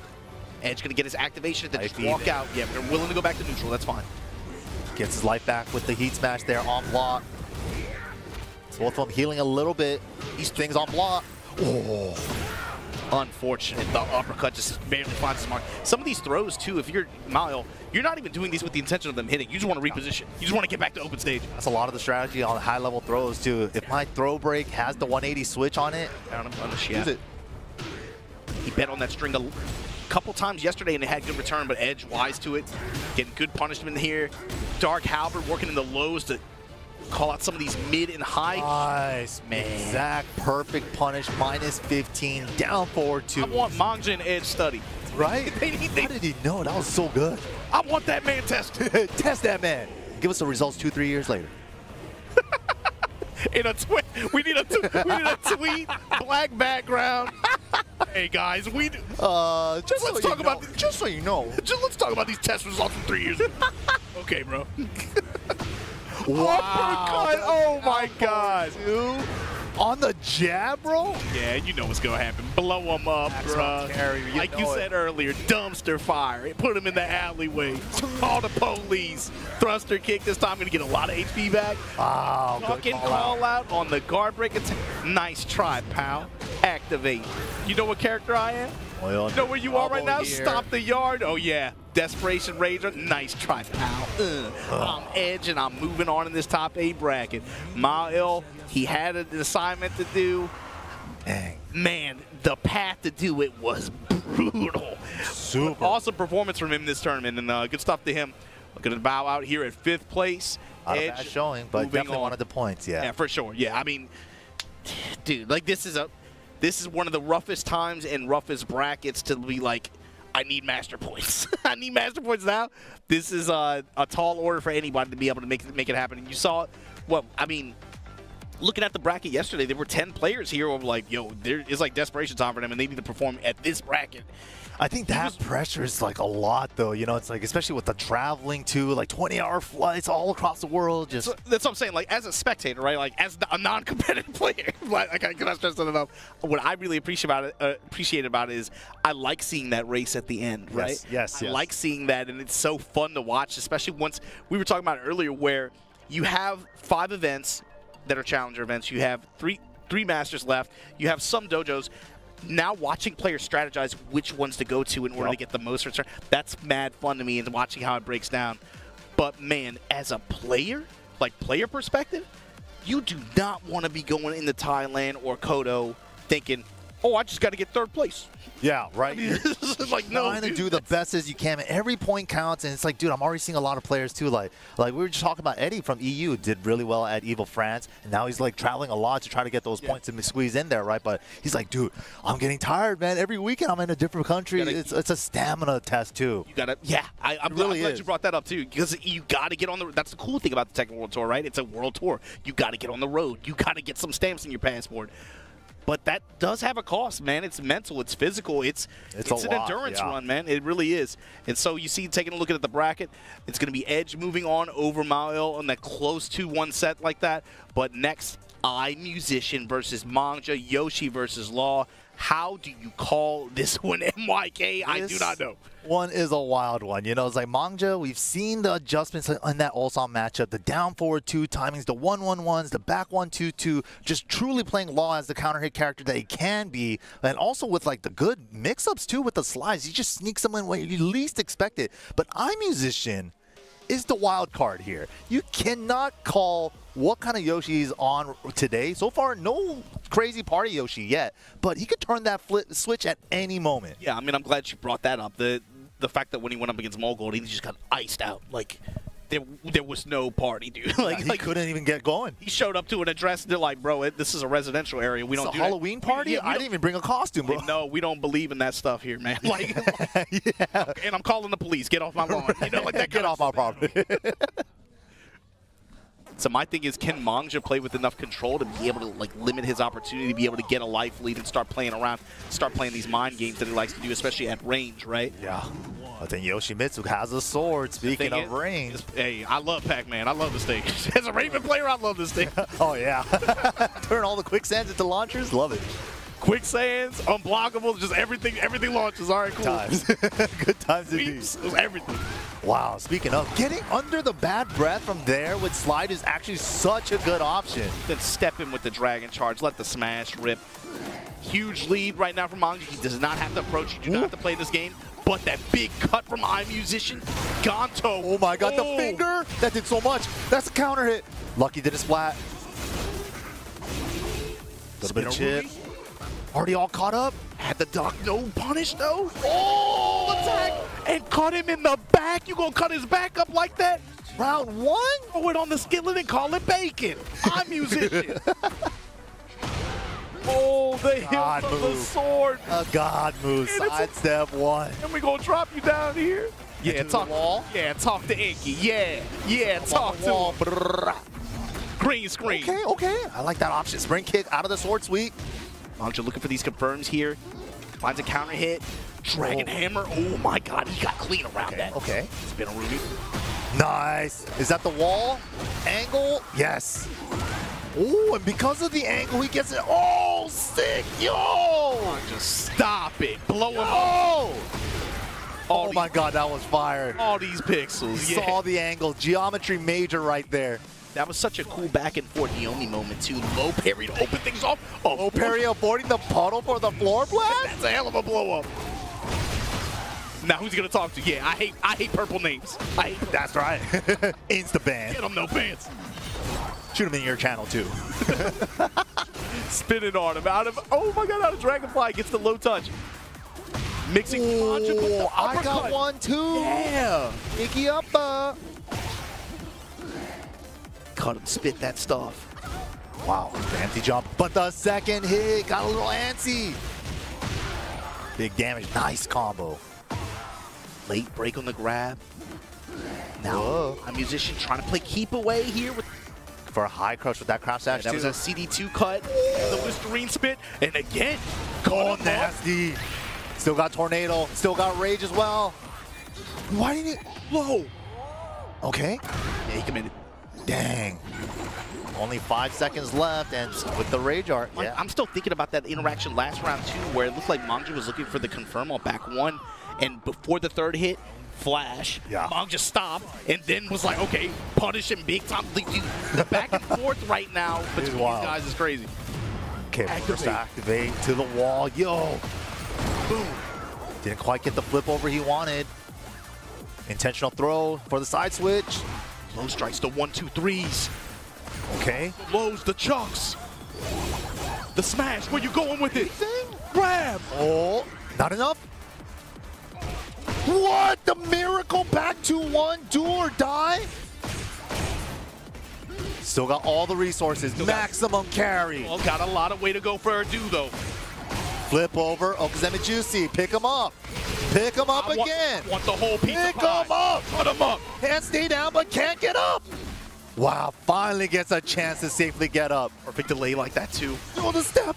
Still alive. Mid into the low from Flea. Yo. He's been pretty conservative about it this set so far, but Flea got him a lot of positive returns so far this weekend. Oh, getting a little crazy. Could have ducked the second hit. Wasn't ready. Low parry, and where you going with it, Eyemusician? The no sword, low parry route. He was so ready. Sick. The triple forward 3+4 still didn't splat. The angle didn't work out. That's how you know it's been a goofy game. We on the bottom floor of the Pac-Man stage, and there's no more pixels remaining. They popped every floor. It's blue. Wow, didn't get the back ones. Why did he fall out after one? That was crazy. A little pocket of space. Dragon charge low. Whoa, got him. Empty jump, low Shoryuken, basically. Insane bait. No. Insane bait. And the tech trap potential waits it out. Perfect time to stand up and get a punish. Time. A block punish from Eyemusician. Damn, what a round. What a game. What a first game. That was crazy back and forth, too. Holy. The combos on, like, Mangja's side with the wall, like the triple resplat. Dude. The Yomi layers, especially played with Flash, that came into play in early beginning round 1 and round 2. But like you said, when it gets to open stage like that, and you talked about it before they sat down and played, but his party potential, yeah. The way Eyemusician does that. When you saw him start to try to play around in some of these rounds, Mangja wasn't really biting. But in the end of that last round and the round before, the jump hop knee, the jump hop, like, what a bait in that situation. He did the empty hop a couple times, but he never did the hop. Yeah, that's what I'm saying. Like, you saw him show it a couple times, but then the third time when it mattered the most, oh, like, my God. He's just doing it to, like, visual noise, you know? It's like nothing to worry about. Oh, hop knee that time where he needed it. And also the walls situations as well with Yoshimitsu. The walls and the floors. Oh, but a flash. Reverse the situation. Oh, clean high crush with the nunchuck on the back ones. There was like 50 back ones coming at him. Fellow chucker, huh? Into a smash wall splat. Yes, sir. Both these characters have a wall splatting heat smash, too. And a floor-breaking hammer to go with it. Mangja right now. Not as much carry as he could, but nice. Look, eyes wide. Mangja is playing. Man, what an answer this round. He needs it, man. He needs to stay alive. This is a great set. Yeah, this is a really crazy set. That's how you know, bro. That's how you know something wrong. We get not watching Yoshi. Rare. Yeah, rare. Double flips to chesty, backdash for the frame kill and the spacing kill on the down forward 1-2. But the waifu Yoshimitsu punish. Da-da-da-da. Gets real life back as well from that ender. Them up. Kinsho slash. This time shut down by the heat burst. Oh, DSS parry. Heat parry. Auto parry. Heat buffs. Manga's heat usage has been great so far. 4-3, the new 4-4-3 after the slide at the wall. Chunky damage. Mangja looking good. Drop the hammer to finish it. Trying to mount an answer this game, bro. Trying to extend the set. Mangja. Eyemusician. I haven't seen an uppercut in a while. No, true. Both sides, actually. But 1-1-1. All right. Oh, the stop sign flash. No sword version, too, so he's going to make it a launcher. Can we get the wall? Not quite. Woo. Clean the jump. Love that drop kick. Backing up. Refill that heat. Let me use it somewhere else. Plus frame nothing. Gonna wait on the spin. Oh, he had the down two. And the nunchuck again. What? What was that wall combo? Uh-oh. Come down. Legend kick. No, this time drops the heel on him. Mangja with the answer here. In the subconscious, gonna go 1-1. That was something that he showcased this weekend as well. Not just both these players, honestly, but in addition to the uppercut timing, you talked about it a lot yesterday. For no reason, run up nunchucks. Yeah. Whether not heat version, not heat version, it didn't matter. And then it was working. It was working against quite a few of the matchups that he was in. Because it's like, he doesn't pull out the nunchucks that often. He only has 3 moves with the nunchucks in neutral. And that one is just like, oh, surprise, all of a sudden I got this much range with the weapon. Nice. Combo adjustment because the angle, he's peeling off to the right side and he was recognizing it. So look at that combo. Keeping it wrist-free just in case that was happening. Great awareness. All right, just waiting it out. Dragonfly chop. Mangja literally cornered. Perfect 14-frame punish. Gets the heal with it, too. Punish this time. And Eyemusician going to get some good positional advantage as well as a reward. Kazuyu Splash going to cut the ankles up again. That's why Yoshi's so dangerous at the wall. You can't stay down, but you literally can't get up because of that tech roll trap. With the sword sweep. Oh. And the anime finish. Rapid slam. It's like you said, you're damned if you do, damned if you don't. You stay on the ground, you're going to just eat so much just scramble damage, especially he starts cutting you. He starts cutting you up with the pizza cutter and stuff. Rough, man. But ooh, wake up sweep there. No sword sweep. It's actually like a forced Yomi interaction. Look at this. To get up. Dude, it's just like, can't stay down. You can't get up. Once he gets you to the wall, okay, finally finds a way out of there. And the good thing about it is, at least all the grounded hits are gray life, so he's getting a chance to recover some of that now. Nice, good punish on the CD2 there. Mangja not out of it yet. Oh, yeah. He to work with, but he's playing this Eyemusician, playing him 9 games with him. That back turn flea as well also has a hitbox back there. Ooh, out of the air. Anti-air Kazuryu. Yeah, the step light punish. That was a big opportunity for Mangja. Like 3 rounds, no uppercut in sight. Yeah, no duck attempt after the down 4-1, but the double dragon finds his mark. With expiring time as well. Excellent call from Mangja.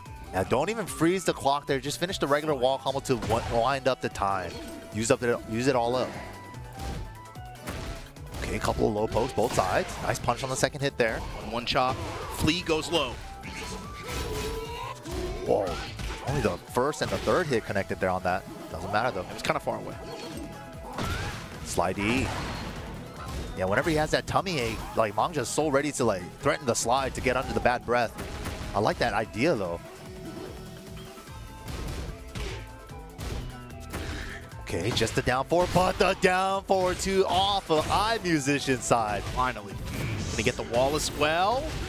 Side wall though. They keep it. Yeah, smash. Instant smash there. Eyemusician set point against Mangja. Uh-oh. And Eyemusician definitely needs the points way more than Mangja. Yeah, I mean, he's far enough to where he has to, like, win the tournament for it to matter. Mangja is definitely like, hey, man, you can give me this one, man. I need him more than you, like, just to maintain and protect my spot. Mangja not making it easy, though. Now he's going for the flip away after the bad stomach. Next distance slide, drop the hammer on him, and the flash. Don't get too cocky, kid. Yeah, it seems 1, like 2, 3. Flash has been a great option against the Wild Standing 4 DSF offense. Wall jump attack, upper The air, nice. anti-air upper. Too low, too much recovery from the wall carry to convert. Oh, the 1-2.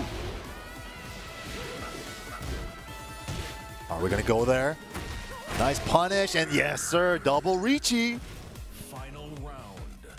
Fight. Yeah, it feels like Mangja's been playing it. Oh, man.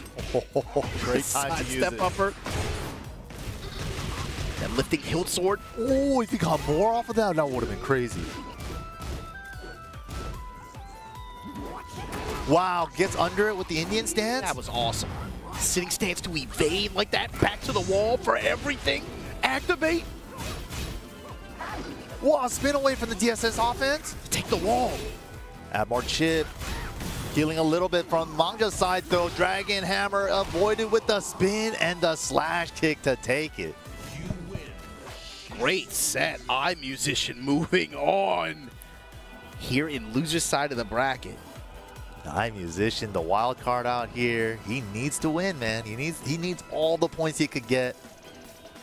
He did go out to a couple tournaments earlier this year, but hasn't had that big success Like yet. I said, I think it was Combo Breaker, CEO, and Evo. 13th place, 13th place, 13th place, 13th place. That's I should not have said that on camera. That's I don't believe in that kind of stuff, but that's the kind of year he's had, right? So for him to even make top 8 at this event like that, especially winner's side, that had to been a really good feeling. You broke through some kind of plateau that you had on yourself. But right now he's fighting for 4th, 3rd. I mean, we're deep in this thing now. Yeah. The problem is for Eyemusician, for this tournament to really have impact for him in terms of Tekken World Tour, he has to win. It's like you can't even get like 2nd place puts him in competitive area in that bubble, but if he wants to like really make it in there, we want to really have that combo. Like he has to win. Yeah, but let's take a look at the bracket one more time. How did we get here? We're going back to the winner's side of things. Winners finals coming up next. Mulgold, last year's defending champ, going up against Lowhigh. Man, that's going to be a crazy set. Evo champion going up against 2-time EWC champion. Here in winners finals at SOOP Super Tournament 2025. Yeah, man, this is crazy. Edge versus Eyemusician waiting on the loser side too as well. But here we go. This is going to be all 1st to 3 territory from here on out for the top 4. New ruling from 2025's TWT. A loser semis 1st to 3 could make the difference. Oh, yeah, that's true. Yeah. I forget about that. But when you see these two set up on stage, Mike, is there anything that comes to mind for you? You know, Mulgold is kind of raw. You know, he's kind of willing to bet it sometimes. He will believe in his reads like that. But Lowhigh is a type of player where I call him just like a perfect straight A student in Tekken. He just makes sure he gets all straight A's. Does all the homework, does all the practicing, execution practice, like frame data practice, you know, just getting really clean with it. But it's kind of hard with like these two play styles when they clash against each other, right? Someone that's willing to play crazy when they need to, but they're also really good and they play super fast as well. And then versus the straight A student that wants to just play perfect Tekken. As soon as you said that, I can definitely recall in the past several months, some stages where Mulgold has just been in the moment and just made some like crazy like 50-50 bet. Let me just throw out the twin pistons here. Why not? Like heat active, dash up, wait for a minute, blue moon burst, you know, or something like that. Oh, what are you gonna do? It could have been low smash. Ooh, but Requiem, engage. Super hatchet is good. Smash finds his mark. Meo-IL made it very difficult for Lowhigh earlier as well. He had to earn that win. Mulgold, though, able to shut down Eyemusician completely. Coming in this thing with just, man, so much momentum, bro. Nice wall carry from the heat dash combo as well. Restock on the install. Starburst fishing with a Meteor Storm, then up 4-2 like that. Back one, Claudio class getting denied. Back one from Bryan. Spinaroonie fishing for it. Oh, man, counter hit down 4-2. No fear. The splash, the finish. Lowhigh had the +4 off the back one, and finally was like, he's not going to press. He's going to respect my buttons. I'm going to go for a hatchet. Punch. And then boom. It's like, Punch. you thought I was going to respect you? Gotta earn it. Meteor Storm, going fishing with the while standing 4 after. Tech roll right. No, doesn't even give it to him. Just takes the burst. Why not? Because that's kind of a 50-50. You could tech roll right to avoid the burst. It's not a true combo, but if you tech roll, it could be a taunt jet up burst. Yeah. As we saw, what, a week or two ago, right? Yeah, so you kind of pick your poison sometimes. Arrivederci, here we go. Post Rage Art. And he gets the install after Rage Art, but he's going to burst cancel anyways. Big whip on the ring too, light punish, but Mach Punch, get out of here. All tied up. Small Tekken right now. Watch out, Bryan, one counter hit, he's going to explode. Cannonball straight. Ducked.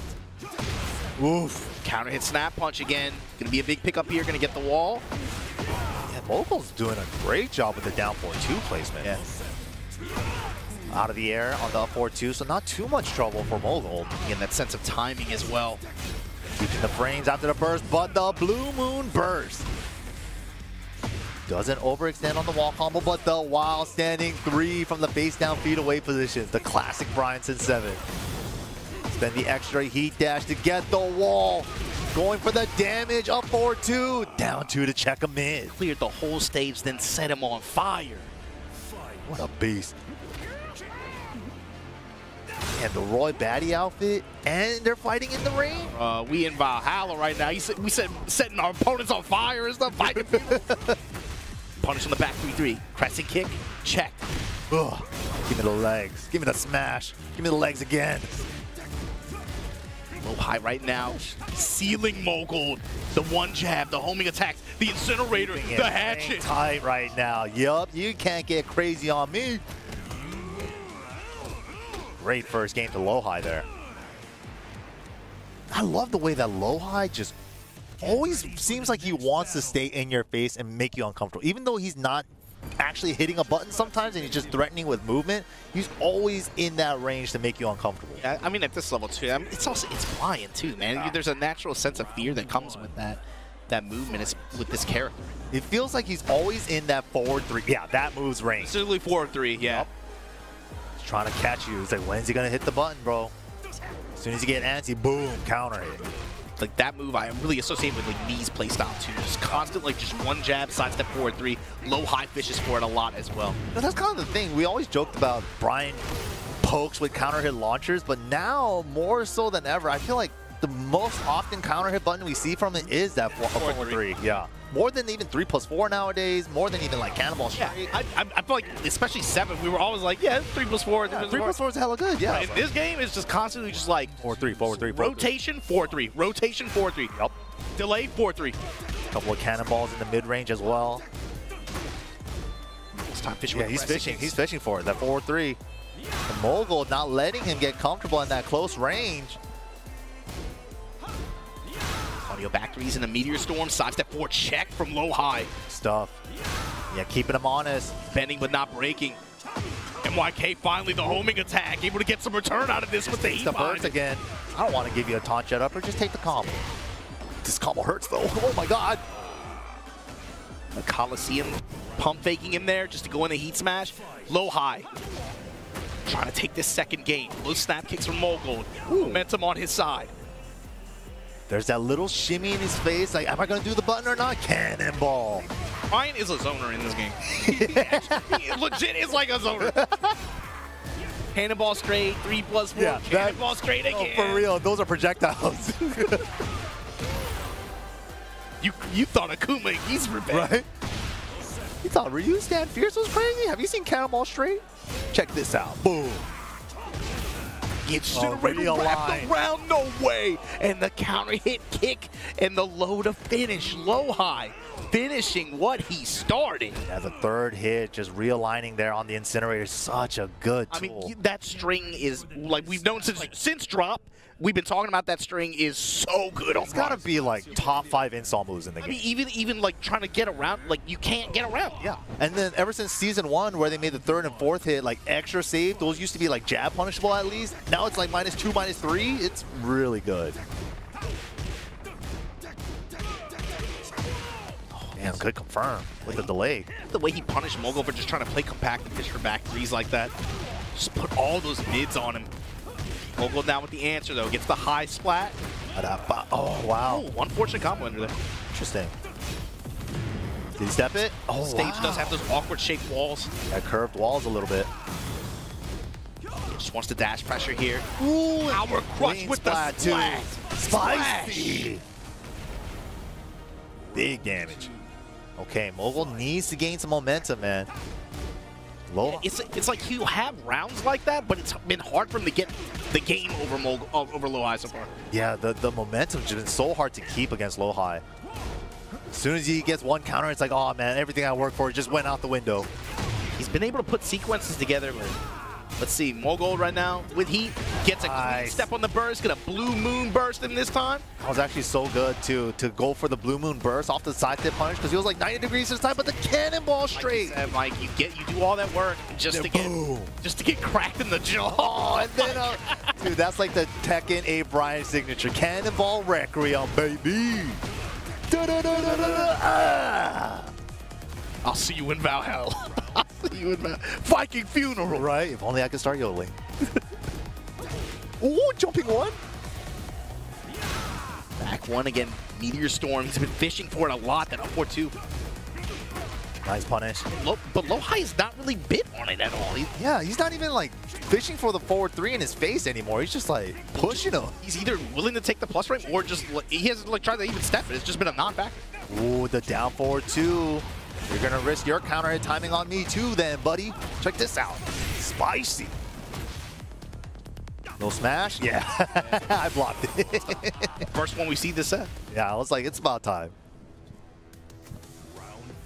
And even then, that still felt scary. When Lowhigh's back to the wall in rage like that. Terrifying. I was like, back 1, back 4-2 heat. I was like, cannonball straight, cannonball straight. Oh, try to break the floor with the 1+2 throw. Damn, tip range. If Mulgold didn't dash, that would have whiffed. Activating through the down 4-3, the spell string. No punish on the back 4-2. Wanted the control with the heat smash to the throw for the side switch. 1-2, fishing mid. Activate through. Back 3, boom, burst. Clean high crush. Are we taking the floor? Back 3-3. Yep. Nice, the crescent spike at the very end to still get the wall. Big damage. Oh, and the tornado. On the wake up. Oh, sick. Yo, that was sick pickup. And he was able to extend it because he was heat activated with the heat dash. Thing, man. And just like that, Mulgold right back in there. It's not going to be that easy. That was sick. All right. Good pickup there. It's rare, too, to get like a full float pickup in this game, but damn, that was good.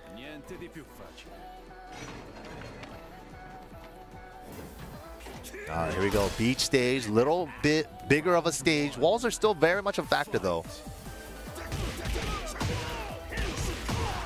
Oh, all the jab strings. I want to go back and count the times Lowhigh has just dashed in, down 4-1. And just smoking, like they find a way to hit. Yeah, just jabs and a couple of mids right now. Nothing crazy. Finds a smash. Opportunity has all the resources available too. Safe burst, activation. Oh, it's short of the wall, still low smash on Meaty. Venom on his side, he got it!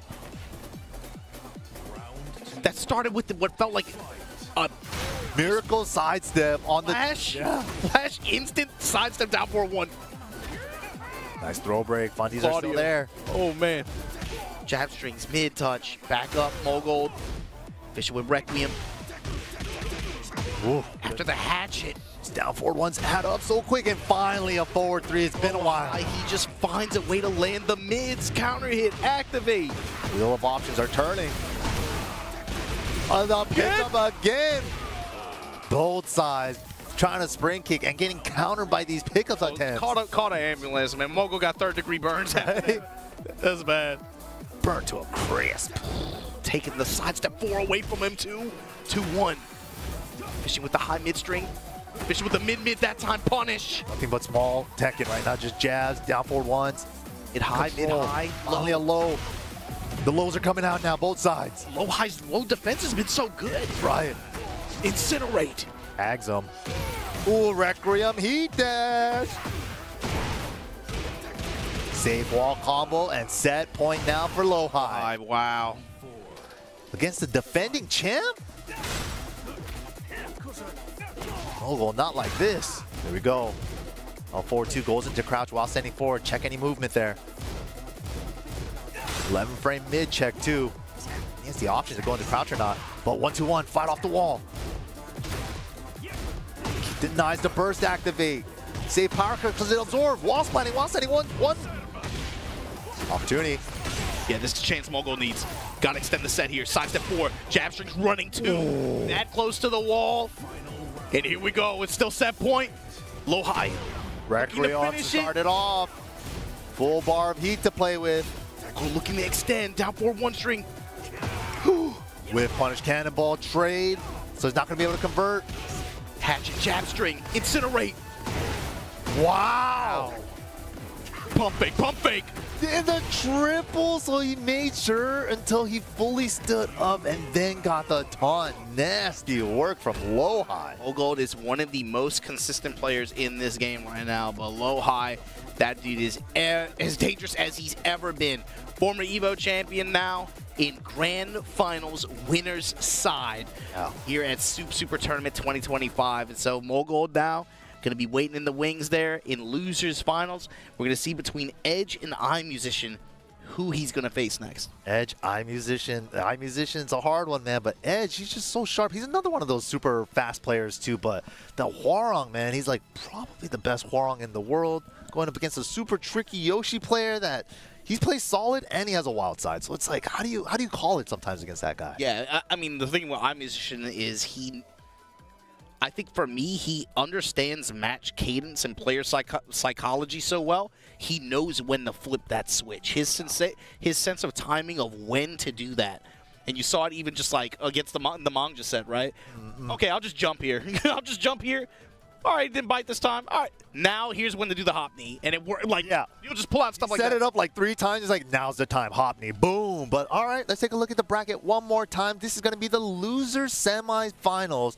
This is a first to 3 First to 3, best of 5, Edge versus Eyemusician. But don't forget, guys, we also have deadlines coming up if you guys are trying to make it into the TWT finals at the finish line. November 11th is the last day to sign up. Make sure to sign up so you can get your points. Sign up over at TekkenWorldTour.com/register. The date for dojo applications are already over, but the last day to host the dojo is going to be November 9th, so look out for that. Dojos in your locals, support your locals, go out there, get some points. And at minimum, a lot of you guys have been competing on the road and also in dojo events in your respective regions. Go ahead and sign up on the website. Just collect your points now, man. You know, it takes like 5 minutes to sign up on the website. Go ahead and head there. But before we get to the conclusion of this tournament, we got to take a quick commercial break. We'll be right back. Don't go anywhere with more Tekken World Tour 2025 action coming shortly.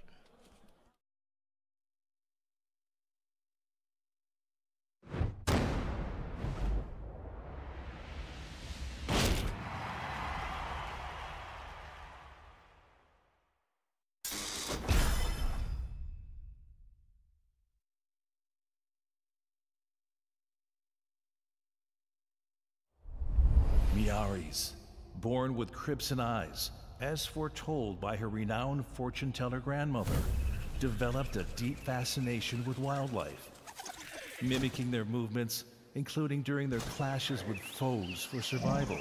She naturally became interested in martial arts and quickly advanced at an astonishing pace.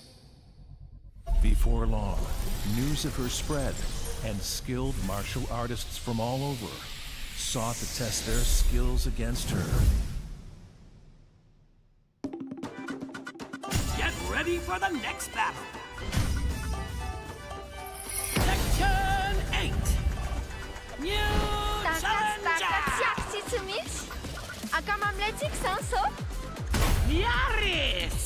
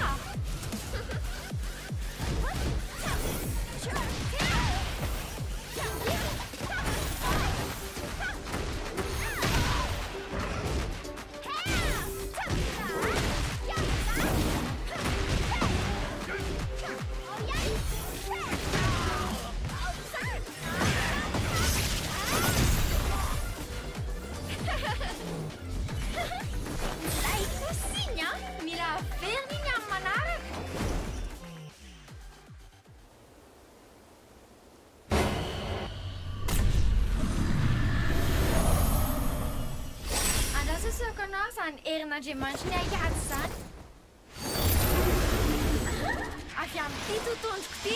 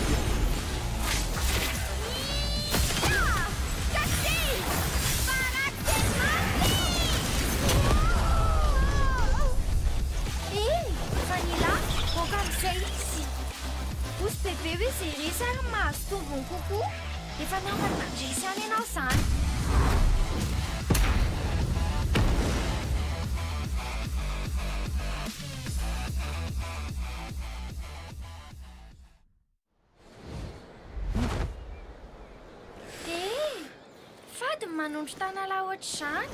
Ohatr'izao ny izy.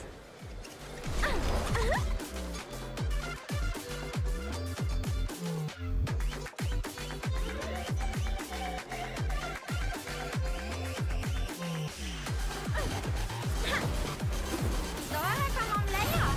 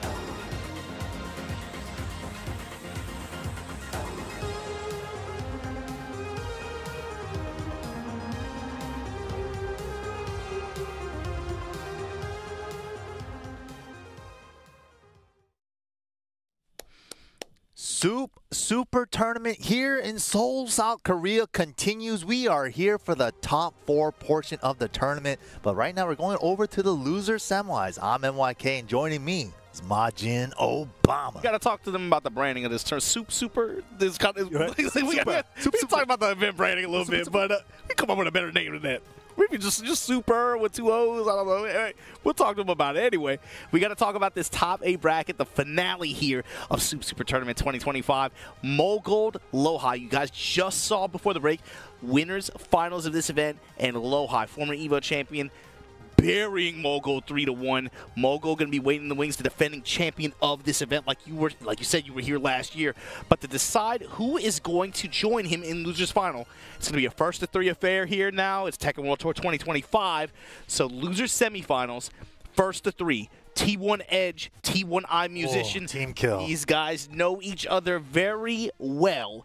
Who is going to take it and punch their ticket for losers finals? Yeah, this is an interesting matchup. Eyemusician, such a wild card. He could flip his style at such a flip of a switch, like between solid play with Yoshi and then he starts playing crazy mode party style. But Edge, he just plays so fast and sharp that I feel like he's going to be really hard to like out trick it like that. But we'll see. Yeah, range is going to be an issue too. The good thing is Yoshi does have a lot of like reversal options. You have spin, you have flash. Those threats are naturally going to hop knee to get out of trouble too a lot of times. At least a sense of hesitation on the side of Edge, right? 100%. But because these guys know each other so well, I wonder if there's a player layer that's going to play into the Yomi exchanges here that we'll see. We might see some unconventional decisions being made from time to time. The other thing too, both of these guys in losers bracket because of one man, Mulgold. Wow. So you win this set, you got to run first to 3 against the guy that probably just beat your ass, right? Right. But then you get the redemption, possibly. At least you get a chance for the redemption. But who's going to get it? We're going to find out. Hwoarang versus Yoshimitsu is going to be the matchup. Where are we going for the stage? Any floor blasts? Any wall blasts available? Feeling Pac-Man. Oh, yeah. I was about to say it. Yeah, dude, I think this is the stage. You know, sometimes there's tournaments and it's like, this stage is kind of hot today. Y'all can bug report. Y'all can complain on Twitter all you want. I want every stage. I want every Final Fantasy and Pac-Man stage to come up on random. I'm all about it. Only those two. When I'm playing, if we play Raven on this, oh yeah, give me this every time. Give me this every time. Here we go. Stepping low from Eyemusician. Wow. Parry scouts the low. Already going downstairs. I feel like we saw this exact same situation earlier. Avoid the puddle to break the floor. And now downstairs we got 5 floor blasts available, 1 in each corner and 1 in the center. Oh, he was trying to break the floor with the 1 throw. Oh, trying to break the floor with the throws. He would have jumped backwards into the 1+2 for the floor. There's a few characters that like this stage. Yoshi is probably one of them. Ooh, speaking of the evasion with the spin, good flow conversion. Walls on the side, nice. Doesn't overcommit for it. Keeps himself still safe. Great recovery kick there from Eyemusician. That was very dangerous. Wow. The backflip, the hitbox on it. The counter. Plus frame, the lows chipping him out. Dark Halberd, the Kid parry. Wow, but he's just burning the clock with the mid-spin knuckle. That was a great choice. Eyemusician with the timer scam, with the Listerine spin. Spike the blow him up with care. Gums, gingivitis, oh no. Flip over, what are we doing with it? Gets up and ducks, and then eats the unblockable tech trap anyway standing. Oh my god, he's cutting his gums up right now. Look at this. Spin out, wow. Unable to chase it down. Running down forward 2. First activate, 4 is available. Not gonna quite get there though. Actually used this one already. Ooh, scary, scary. It's rained. Plus in a low. Oh my goodness. Oh my word, the pressure. Lash, lash, lash. It's like just in case he flash or spin. Wow, that beat is full cross sweep. He did it so fast round start. Take you to the skies here, put you on the red wall. Plus frame there. Nice punish. Goes for the right flamingo. 4-4 punish. Eyemusician with that micro sidestep right guard as well. Oh, low crush with avoiding the puddle. Gets the link. Engage. Ignition barrage here. Again, that downward forward. Oh my god, he wrapped around. Hold him. Holy. Even the cameraman got mad close up. The cameraman was straight up in his back. Trying to keep the peace out here, though. Step in lows. Okay, tag him low a little bit, yeah. Yeah, mix it a little. Man, hitting him with all the cheap wrong lows. Didn't get the pickup, too big of a trade. Come back 4, down 4. Wow, step with them, smash. Where are you spinning? Great interrupt from Eyemusician, Kazuya slash. The interrupt from Edge. Oh my god, activate. Wasn't, yeah, too much of a delay there. Wasn't natural by that point. Ooh, puts the sword away. Goes for the no sword flash, but still out of range. Edge using such a good move set right there, move selection there, just to use moves that are not going to interact with the flash hitbox there. This is a squirrely matchup. They both get in the moods where they're just like doing stuff on each other. It's constantly on Edge to again, we talked about the Yomi layers that go into this because of the threat of stuff like spin and flash. We saw it come into play a couple times there. You can't lay your pressure on too reliably and confidently. Right. Especially a character like Hwoarang, the original stance mix-up, string-em-up character. Sidestep 1-1.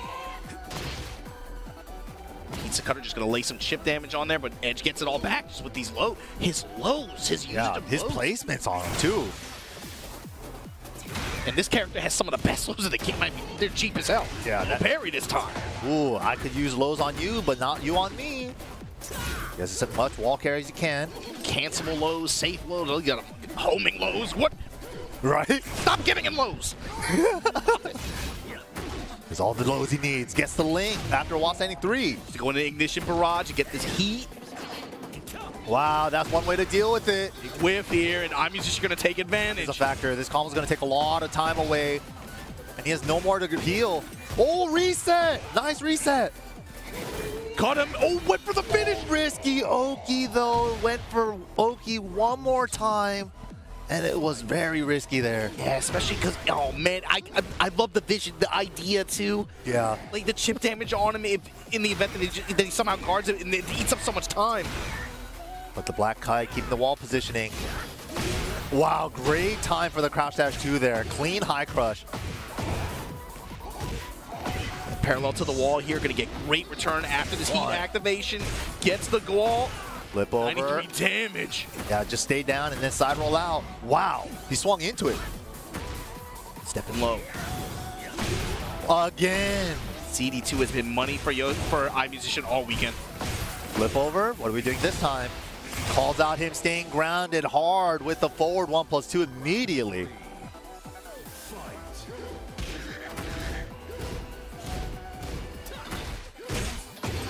The counter confirm. God, the hit confirm on the down 2. Playing around with it a lot. Spin at the first side of retaliation. Plus straight from Edge. Fishing with rocket kick. Flamingo rocket. Ooh, trying to keep him at the wall. Can't spin out of this. Okay, finds his way out though. Putting him back there. Did every homing attack. Every homing attack. Oh. Uppercut.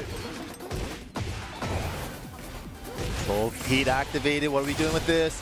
Can't get up, but can't stay down. That situation at the wall is so terrifying for Yoshi. You're darned if you do, darned if you don't. You got to interact with him. You got to play his Yomi layer.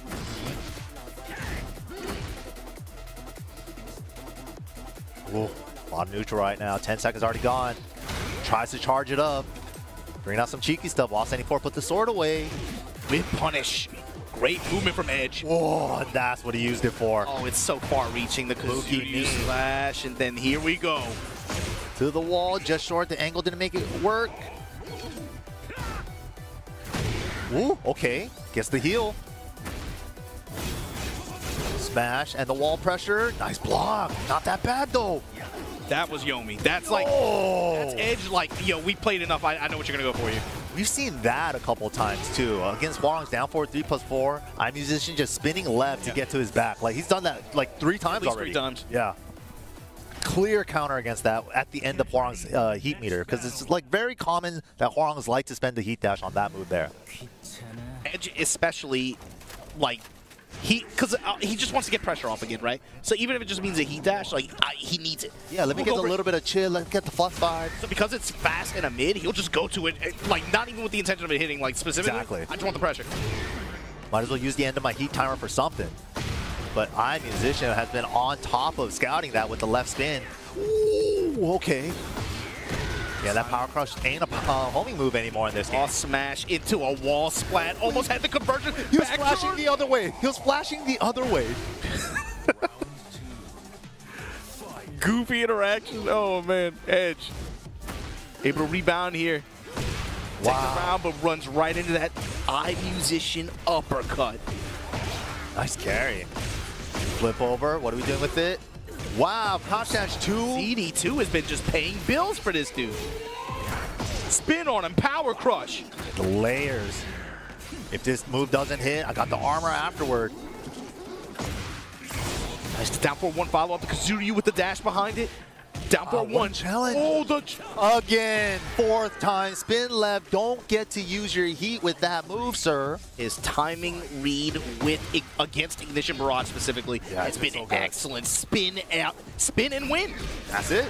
That's it right there. 1-1 touch. Flea this time going for the Skull Splitter. As a wise man once said, spin to win, baby. Wow. Second encounter hit, but luckily it was a trade. There was the empty jump, hop knee again. Edge though. Just adding pressure on. Vigilant on guard, but the jab float. Yeah, he was really playing around with it. Eyemusician was like, you really gonna go for a third one? Let me stick out a jab. Gets the float. The float here.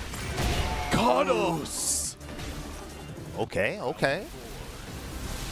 Eyemusician playing great.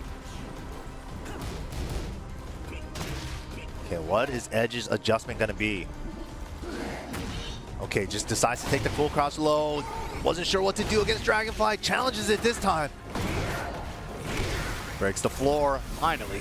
Still got the burst as well to extend. Takes the spike. Sword away with heat on. Tono Kiwami. It's grabbed out of the attempt. And the throw now becomes a launcher. Ooh, that combo turns him around with the jabs there. Sick. Able to stabilize here. Activate. Gets the spike. Whoa. Backflip away, empty jump. He went for the high, that could have been dangerous. Wow, the running down forward 2 again. Out them this whole top 8. From Edge, oh man. Wow, went for it, why not? You know, it's like, it's do or die at that point, there's no time.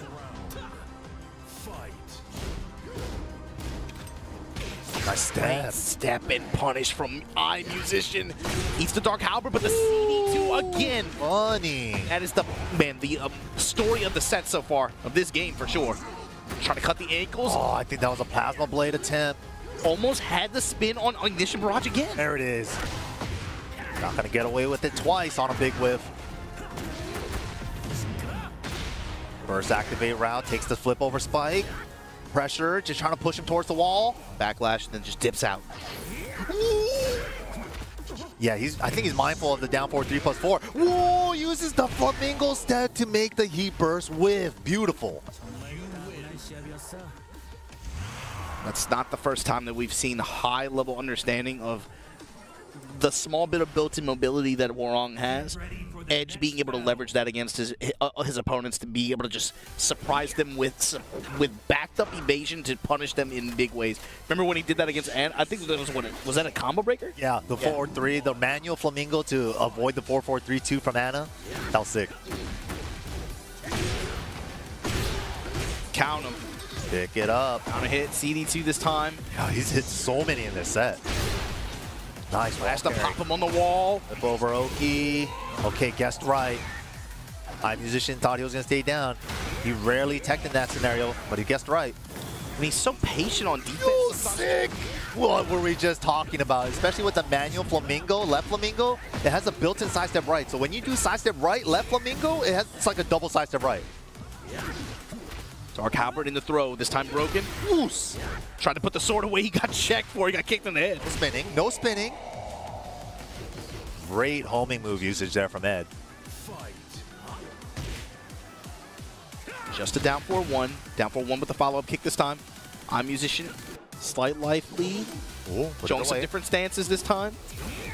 Too far, turned around with down back, created extra space. Mid punishment is excellent, but Peacekeeper. Sweet bang to the wall, and he still got the tornado. Nice wall combo as well. Finds a place to burst, to activate. Again, I don't even need the spin. I could just do it with my regular movement. I think this is a player thing too. Yeah. He's been countering that move at the end of his heat timer like 4 or 5 times already. Windmill spin. No down 4-1 this time. The low touch and then the down 4-1. Eyemusician not out of it yet. Nice punish there. It's like the flamingo, the manual flamingo from Edge in some of these situations, and then Eyemusician spin on ignition barrage timing. That's player knowledge for sure. These guys definitely play against counters against each other. It's like, oh, he loves using that move at the end of the heat timer, but that time takes it on hit. Smash to get out of trouble. Goes for the mid. Oof. Suryu from range. He's healing. Look at his heals. Ooh, spin on him. Is that enough with the wall? Didn't hit the wall, but doesn't matter. He stayed grounded just in case there was a short unblockable there. Eyemusician fighting to extend the set. Wow, the no sword forward 1+2 goes so far, and that one's safe. It's got the range. We haven't seen Edge successfully step it too many times. Yeah, it's good luck. It's hard.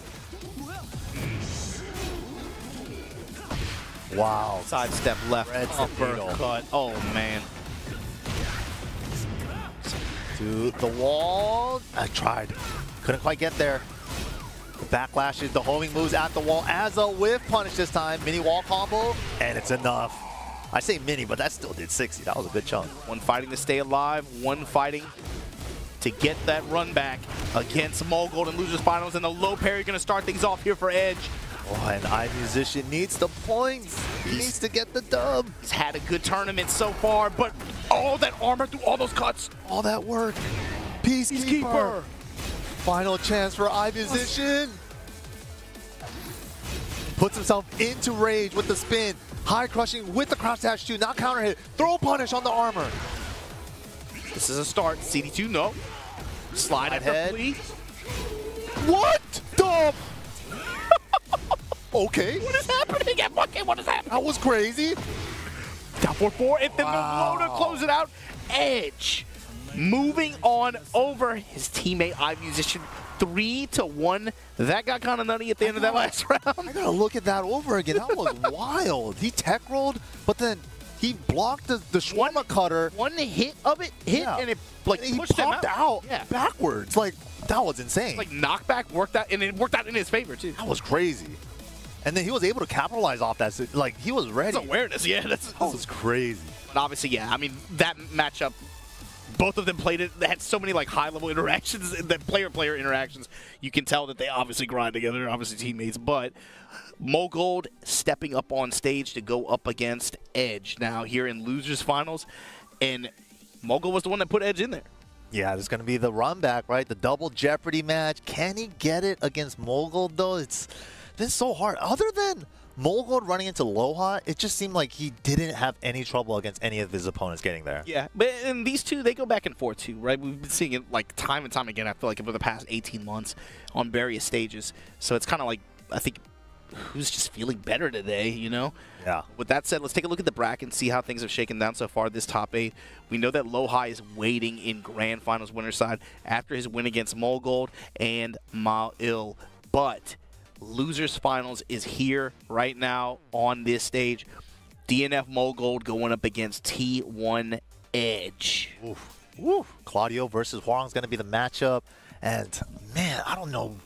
It's just, how is he going to deal with Blue Moon Burst and just get his momentum going when Mulgold feels like he's so hard to pin down? He's always slippery. My thing is how easily...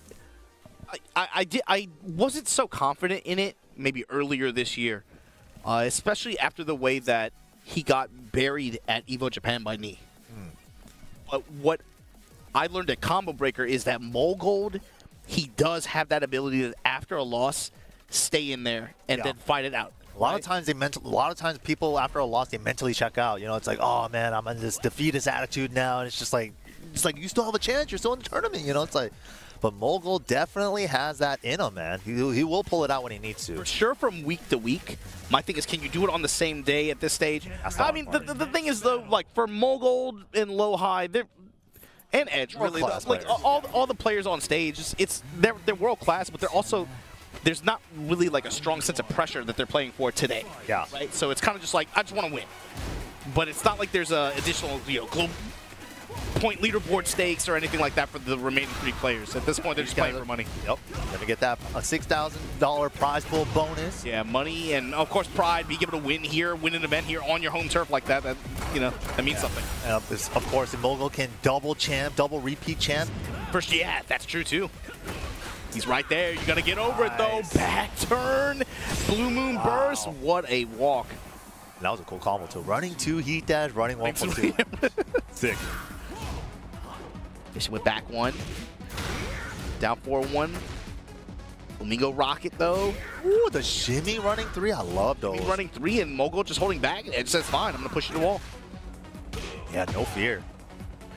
And Mulgold just like, he knows when to hit the brakes. Look at this defense, man. He does not crack until then. Down forward 2, counter hit timing. That's just Edge finding his timing. Activate. Takes the sideways flip over for better Oki. Plus frame. You tech roll on that type of flip over, the sideways one, you tech roll in place. So a lot of times players will give up on the wall combo damage for better Oki, like we just saw. Takes the punish. +4, and you have the option to go into crouch. Good luck trying to step that while standing 4 after. Oos! Counter hit snap punch. He showcased it a lot earlier. Getting some good return on it here against Edge. Nice. Full level 3 on that just before. Nice call out. I think he was already ducking to duck for a running 2 there. Luckily, he still did a high throw. Ooh, just fishing and pestering with down 4-3. Mid-high, mid string mixes with that dispel string, that down 4-3. Yeah, it's so good. There's the confirm. Confirms the mid this time, gets the high splat, gets the activation, bites the splash on him, and then just finishes him off. Mega damage. Nice step. Ooh, blowing his back out. That might be the tightest punish on the whiff up Meteor Storm that we've seen today. That was awesome. Oh, tagging him with the lows, though. This is scary. And it was a great step on Mulgold's down 4-3 attempt. Uppercut placement after. Edge is very much still in this.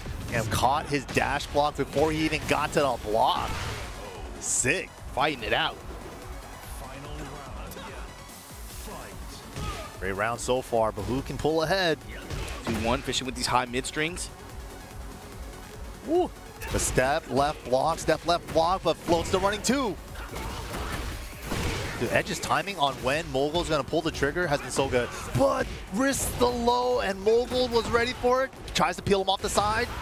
Blue Moon Burst, got rid of the Starburst. Let me get it back. Step and activate to maintain the positioning. Got the splat. Still somehow finds the wall. Back 1. Spandich, spicy. The classic. Oh man, Mulgold. That Starburst wall combo hurts. This guy's an opportunist, man. Like somehow like gave up the wall, like has it anyway. Yeah. Just like because gave up the Starburst for the grounded hit, get it back with the burst. The next battle. Keep the wall pressure going, and that's kind of like one of the scariest positions to be on, Claudio. Back 1 at the wall, side step 4, just getting pinned down all day, especially when he's harassing you with these down forward 3s, trying to confirm it. The natural visual mix with those 2 moves especially. So good. And it's even worse when he's in the heat. Oh my god. Yeah, now you have low smash to worry about. No confirm this time on the down 4-3 spell string. Back 1 hits its mark. Down 4-1 testing Mulgold. Had to be max range on that down forward one. This time gets the confirm. Unfortunately, didn't get a pickup there. Yeah, running his shoulder at the wall. Counter hit lows. Barrel roll. Activate. Step left. Step with him. You ain't getting off this wall. You're stuck here, buddy. Mulgold just in that game. Got the duck. Got the launch. The wall control has been crazy. Yeah, I mean, he's showing you each round, this is my win con and this is how I'm playing. You're never getting off this wall once you're there. Again, great step. Okay, let's do it back to him now. Wall positioning, but he lets it get away. Power crush this time just to steal it back. Back one again. Positioning. Look where Mulgold's moving, counterclockwise. Stand on the back 4. Light punish. Just pinned down. Look, step with him, step with him. Down forward 3. Where are you going? You ain't going nowhere. If you're going to Snap kicks, mid strikes. Full obstacle field right now. You Lights are out, staying buddy. on this wall, son. never letting up. Okay, finally gets a little bit of a breather, but is it too late? Edge finds it engaged and a little bit of healing. Sweet bang. Absolutely has a chance here, especially with these lows behind him. But Blue Moon Burst, desperation Blue Moon Burst. And what a read from Mulgold. It's because he dashes only +5. He's hella gonna go under your jab with Blue Moon after heat dash. That was crazy. Oh, sidestep 4 in mid-range. Finds its mark. The down forward, the dispel string is just so effective on Mulgold. Dude, the down forward 3 and then just adding up the chip damage now with the running 2s and up forward 2s. Power crush is good as well. On a stagger, I'm mashing armor. Armor on armor. Yes. Okay, spends it on the dash, get off the wall. Pushing back to the wall. Heat dash battles. Nice. The sidestep with confirms from Edge. Edge has had some very clutch sidestep left with punishes that have really kept him in this set so far. Yeah, just playing it solid. Oh, sidestep this, he said. Dude, and the way that Mulgold is preemptively sidestepping right in case he wants to do that. And now only homing move, only back 1 so far. It's like, yeah, that's your strategy, huh? That's your win condition? You want to step my stuff?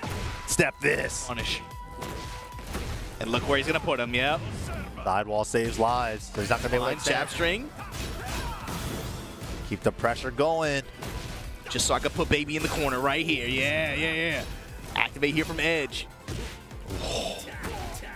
That was ooh! Sick, okay. A little bit of damage off of that, 4-3, 4-3. What a 4-3 The usage. counter hits a bot. Gets the Starburst, and that's all it needs. Wow. Another exchange in mid-range like that, Mulgold 2-0. Mulgold with the homing move usage at the end. It's like, oh, you stepped my stuff like once or twice with the Plasma Blade. Let me adjust. Back 1, back 1, back 1, and then at the end gets the forward 3 on counter hit. Another high homing move. Edge is also having a tough time. Like, look at the options that he's going to in a lot of these situations. Hwoarang's lows have not been a factor at all. Yeah, it just looks so hard. Not really being able to pin him down. Dude, he just killed him for a jab. Like, what do you do against this guy? Sidestep down for 1, and look at the reward. Oh, 40% Starburst, corner. All right, fighting out of it with the running 3. And he knows he has to get off the wall, man. Mulgold's been so impressive there. Finally, Meteor Storm hits its mark. Low smash is such a threat with the explosive wall right now. Those snap kicks, back 1. Dark Halberd, finally, some lows coming out from Edge. Oh, Edge was trying to move away from the blastable wall just because of that smash threat, but gets hit by something big there. Oh no, that was an opportunity. Oh, hard ducking for the sidestep 4 possibly, but it came up mid. Mulgold, confidence building, knocking on the door here. Yeah, Edge needs an answer, man. Gotta remember, this is who put Edge in losers yesterday, right? Okay. Plus frame. Minus 14. Result. Yup, takes the optimal.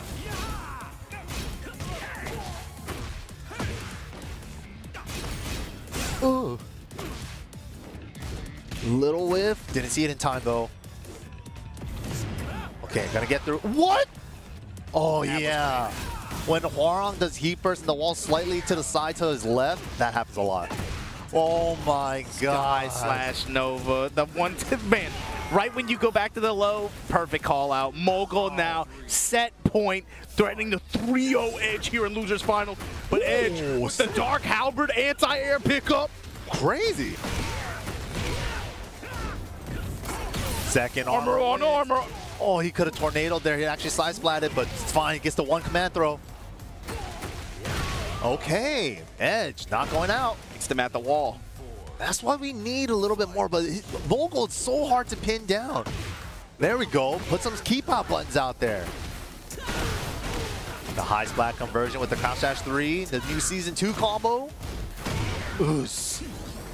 Engage. And then go rocket now to engage with him. It's a triple? Oh my god. I've never seen him do that. Oh. Okay, he was getting too crazy with that. That felt like a high-level game of chicken right now. Oh my god. That was insane. Oh, low crush black kite. And that might be the answer? He makes it to the If he gotta wall. make the wall, gotta blow him up. Blast it. Yup, take it all. Perfect combo. Beautiful. Final round. Fight. On the edge of his life, Dark Halberd, Edge, opening up this 5th round. Yeah, round start attack finally coming out from Edge. It's always been Mulgold doing that. Look, he's pressing way more defensively at the wall. Fishing for the down forward 3. Okay, he's gonna fight off the wall. He's trying. Back to the wall, Edge. Beat bang is good. Hits the wall. Life. Doesn't want to go for the tornado just in case. Step burst. Ooh, finally gets around his down forward 3 perfectly. All right, Edge giving us more game. Gonna at least extend the set another game. Oh, and he's extending the water. He's like asking for another water. Shout outs to the tournament runners here. Shouts to the Water Boys. Yeah, Shouts to man. the Water Boys. Honestly, keeping our players hydrated. We need stick caddies. Man. Yeah, man. Stick Bro, where's our stick caddies? I need some checks mixed. Screw the coaching. Let me get a stick caddy. I'm gonna call a timeout and be like, can I get some trail mix? A nut break? I need some pistachio stat. Of course. Dude, pistachios are bomb. Get the low touch, running 2. Oh, tried. It just kind of changed up his approach and how he's fighting with his back to the wall. You saw him pressing a lot more defensively before. You see there, throwing a back 1 out there. Willing to put out some keep out buttons, but at the risk of running into buttons as well. Like you said, that's the risk, right? But it's been more effective. It got him a game at least. It's been more effective than before, where it's just like He was holding back for too long. Yeah, got to do something. You're just crumbling into Mulgold pressure. Oof. Gap running 2, break on the grab. Round start jab to keep him honest. What? Now not letting him play. Yeah. Again, counter hit, wall. Restocked. Ooh! Kept his soul frame tight. We saw the armor start up, but the armor did not even activate yet. That exchange was nasty. Dude, he lost so much life off of that. Edge needs more of that. Counter hit, 10 frame heat jab. Spend the dash to get the wall. The angle is making it harder to reach the wall. Still got it. Nice. Wow, 1 out on the minigame. Yo! Not like The this. Starburst 12 frame punish with the 4-2. Dude, what a way to come back. And he's heat activated. Low smash is on the table or mid heat dash after this. for Or game. blue moon burst. Yes for game. Oh my god. Run up. Running 2 heat dash. Ooh! He didn't punish harder. He would have been dead. Oh, if he just launched it instead. And when the chips are down, Mulgold floats him with the dispel. Uppercut this time, can't convert. Oh man, unfortunate. Step 4 counter hit, barrel roll, the knee, down forward 3, low snap kick. He's throwing everything at him. So much momentum on Mulgold's side. Help! What the hell? Oh! Oh! Mulgold had everybody mixed, threw everything at Edge. Even the cameraman was on his side. 3-1 finish here to punch his ticket to go back to grand final. This time on loser's side, going up against Lowhigh. That end of that set was goofy as hell, man. He crossed up with running 2. That was crazy. He caught the flamingo step, to be fair, but that visually. That glyph, I mean, it's on his back, you know, it makes sense. Like, Yeah, hit him with his back muscle shoulder. Boom. They told Mulgold he could be anything. He said, I'm going to become a hitbox. Right? I'm the 360 I'm the degrees. hitbox now. But that's going to lock us in for the grand finals. Let's take a look at the bracket one more time. Grand finals on the winner's side, we have Lowhigh with that extra set cushion. Mulgold fighting his way back over Edge 3-1. And this is it, the run back of the winner's finals, the final sets of today. Are we going to get a reset if Mulgold wins this first set? Reset in a repeat champion. Yeah, You said- possibly still on the table. Or Lowhigh, are we going to crown the new champion here today? We'll find out. like you said, Mulgold is just, man, he just trucked through this tournament up until he ran into Lowhigh. Lowhigh was the first real stop sign that he encountered. Yeah. And you saw even in the loser side, Mulgold, I mean, the game plan never really changed for him. It was just about his Edge's ability to, I guess, leverage sidestep. He found a lot of uppercuts and got a really good sense of Mulgold's timing in some cases. But that pressure. Yeah, oh, that man. low high pressure, the way he just like shimmies up into your face, sometimes button, sometimes not. And it's just like, he's just playing that close range one game. He's like, and even if he's not hitting any buttons, he's still like physically pushing your character to the wall. And he's just pushing you with intimidation. And once you push that button, you found your counter timing. That's what Bryan is looking for. Of course, like utilizing the other mid-range tools that he has too. Lowhigh did a really good job. I mean, cannonball straight mid. It's like he plays with ranges a lot, where it's like, okay, they're standing here or this far away. Once they're in range like 1, 1.5, whatever, cannonball straight is on the table. These things are on the table. Yeah, at these ranges, yeah. Then at these ranges, these options are on the table, and his ability to just break down opponent press patterns and timing and leverage those tools against him specifically and find return from it. I mean, you're Bryan, all you need is one in the wall, and even if it's a low return or low parries as well, that was something that came into play in that set as well. You know, even though that should in theory be a low return option, if you have a wall, if you have heat with Bryan, that all of a sudden becomes a problem, and Lowhigh is willing to leverage that on the table every time. He's setting up the taunt setup afterwards, and you know Lowhigh got those, and it's just like he's showing everything that's possible with this character with Bryan. So he'll do it when he's feeling spicy. He'll start throwing pump fakes in there. He's like the triple pumps, to make sure that he gets it when you stand up. Yeah, that's so good, so good. Yeah, the crowd cheering for Lowhigh on their phones. And Chanel showing off the necklace. What is that? Oh, DRX boys. Yeah, teammate out here, repping the teammate. I thought he was the jacket. I thought he was going to rip the whole thing off. He's wearing the Bryan Fury Cobra jacket, the snakeskin jacket, bro? Oh, damn. He really came to root for Lowhigh.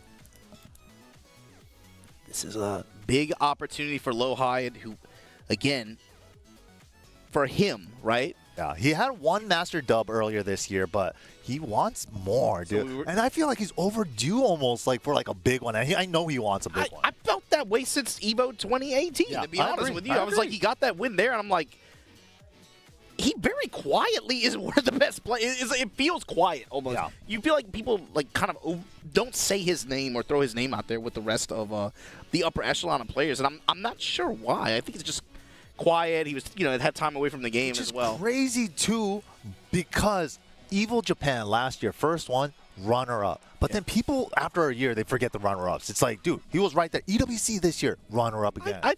I honestly, I think it might be Twitter. Like, I mean, he's not like floating a ton of opinions out there. He's just like, he'll just using chime NA slang, chime in, be like dead ass, dead ass for real guy, just like that. That's his Twitter.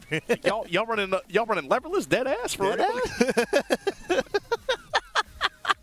But the thing is, we were talking about it earlier, right, with the global leaderboard implications. All these players, both of these guys are comfortably in there. But for Lowhigh, what he needed to do in this event, oh, baby, this changes. I've heard about this. People have told me that he's been grinding a lot of Fahkumram in rank. You were talking about it at the beginning of the weekend. You were talking, he's like, Fang is there, Claudio Fang, but I heard about this, You said it at the very beginning of the weekend. The thing is, Lowhigh did what he needed to do this event in order to threaten those players in the top 4 of the global leaderboard. He needed to make minimum second place. If he can finish this dub, all of a sudden, if you're Atip, if you're John Dig, you're sweating a little bit more about that benefit in the final of being able to bypass group stages. Kickoff, Lowhigh right now, not missing a beat. Mulgold striking back with his back to the wall. Fahkumram in grand finals. Yeah, trying to confirm it. Down 4-3+4. Probably his best heat move. Low strike step, not deep enough. Don't let his size fool you. This big man can move. Moose. Running knee. Delayed running knee. Lowhigh, of course, going to have to adjust to the character matchup. For sure. It is specifically adjust to the range, too. Wanted to jet upper that back 1 attempt, but got the back 2 accidentally. Damn, the season 1 and then the Garuda counter. Went for the mid option. Requiem again just to push him out. Get back into this compact range. This is where Lowhigh can do some damage. Woo! Shimmy in his face. Speed advantage, just like that. Mulgold with the wall. Nice combo. Is it enough to blow through the armor? Yes, it is. Down one chunky elbow. Knees and elbows. Muay Thai fighter. Oos! Dude, hold on. This might have been the play. Big call out on the jet kick. Oh yeah, the up forward 3 filler there is a little weird on Fahkumram, so he just excluded it entirely. I like that. Lowhigh said this is war. Spring kick though from Mulgold to get the wall positioning once again. Down forward 1 fake out. Yeah. Just running all the options. Never keeping it to one option. Ooh, finds the wall standing 2. Mulgold defensively, not bending but not breaking. Used up Garuda for the 3rd kick. Break, activate, step. Low touch, able to intercept. Jab strings from Lowhigh. Wow. No way. The right combo isn't enough? Not quite. Wow, 3 rounds straight. This Fahkumram might be the business, bro. I think this is the character he's been grinding the most recently. GOD 4 with the Fahkumram is what I heard the rank is, and those GODs, man, once you get past the original one, they keep getting harder and harder.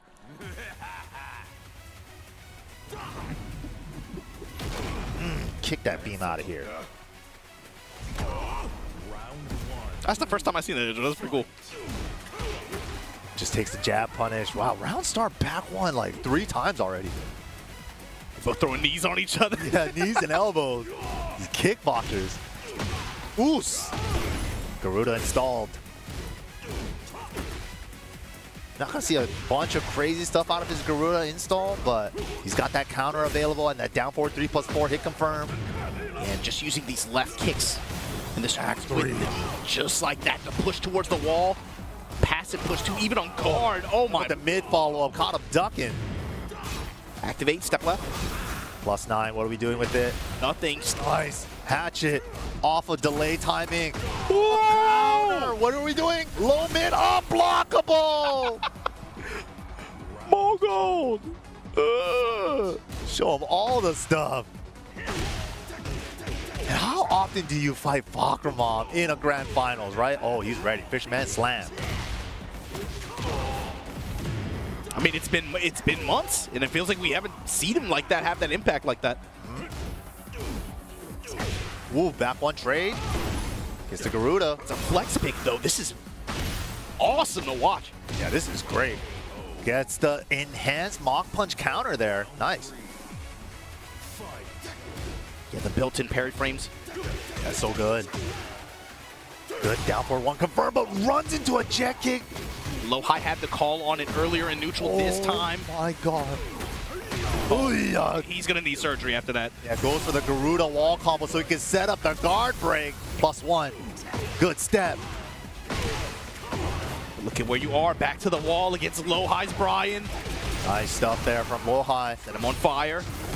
Erase him. Ooh, he tried to retaliate. Wow, knee the heel. He just threw it out. Immediate smash. Can't armor that.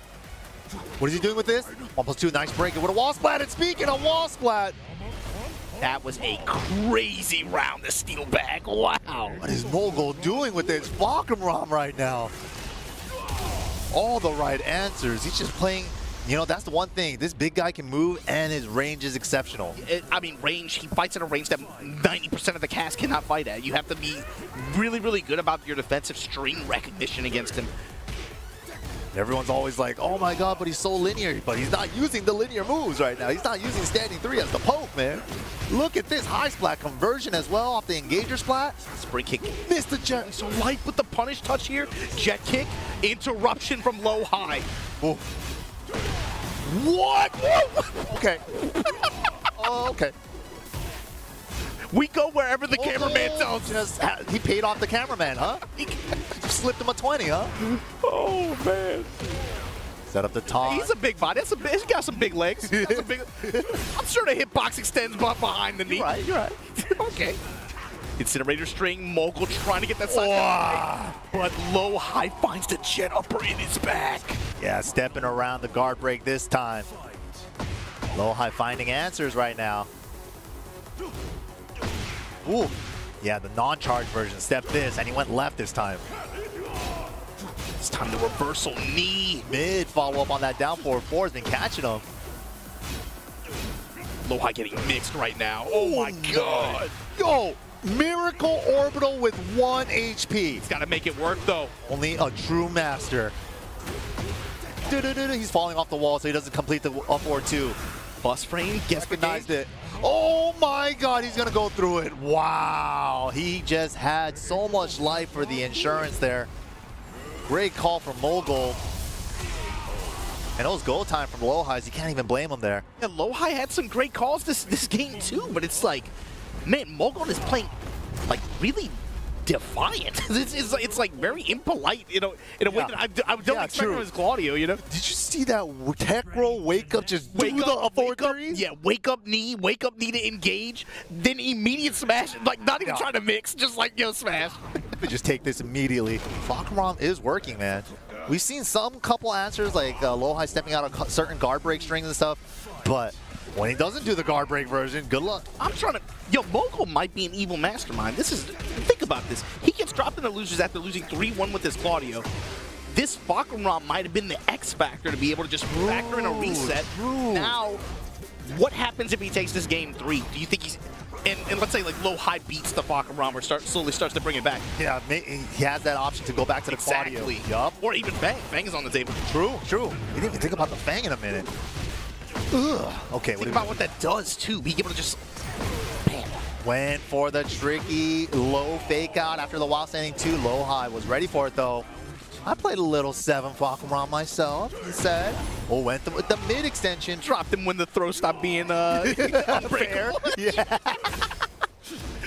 That was the easiest TGP ever, dude. I was like, what the hell, man? I'm pressing the button.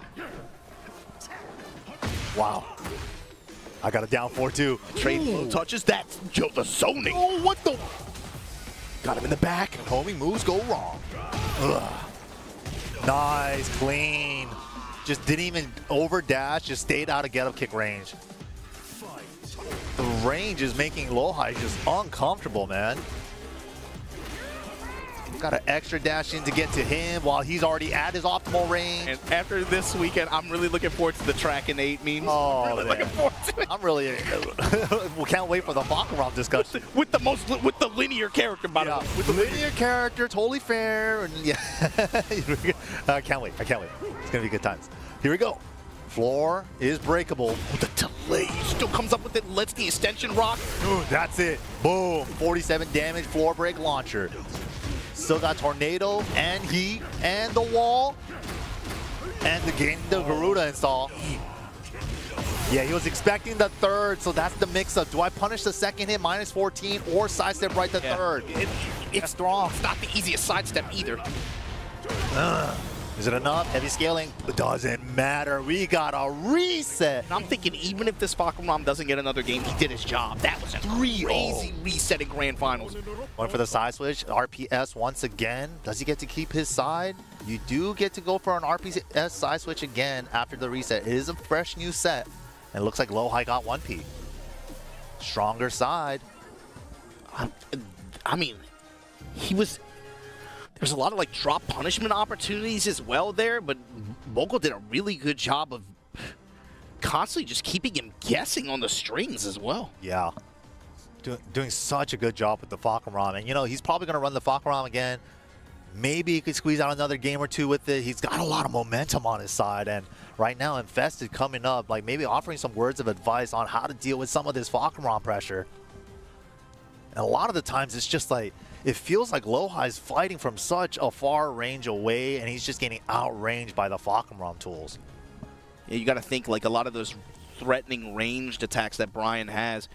When you're playing against Fahkumram, you can't as easily leverage some of those, right? Just because of the threat of his range. He competes. He can actively compete in the range there or slightly outside of that. True. Yeah. Where again, 90% of the cast cannot compete at that range. Yeah. You at least have some damaging, threatening weapons, and you want to use them, but you can't use them as easily.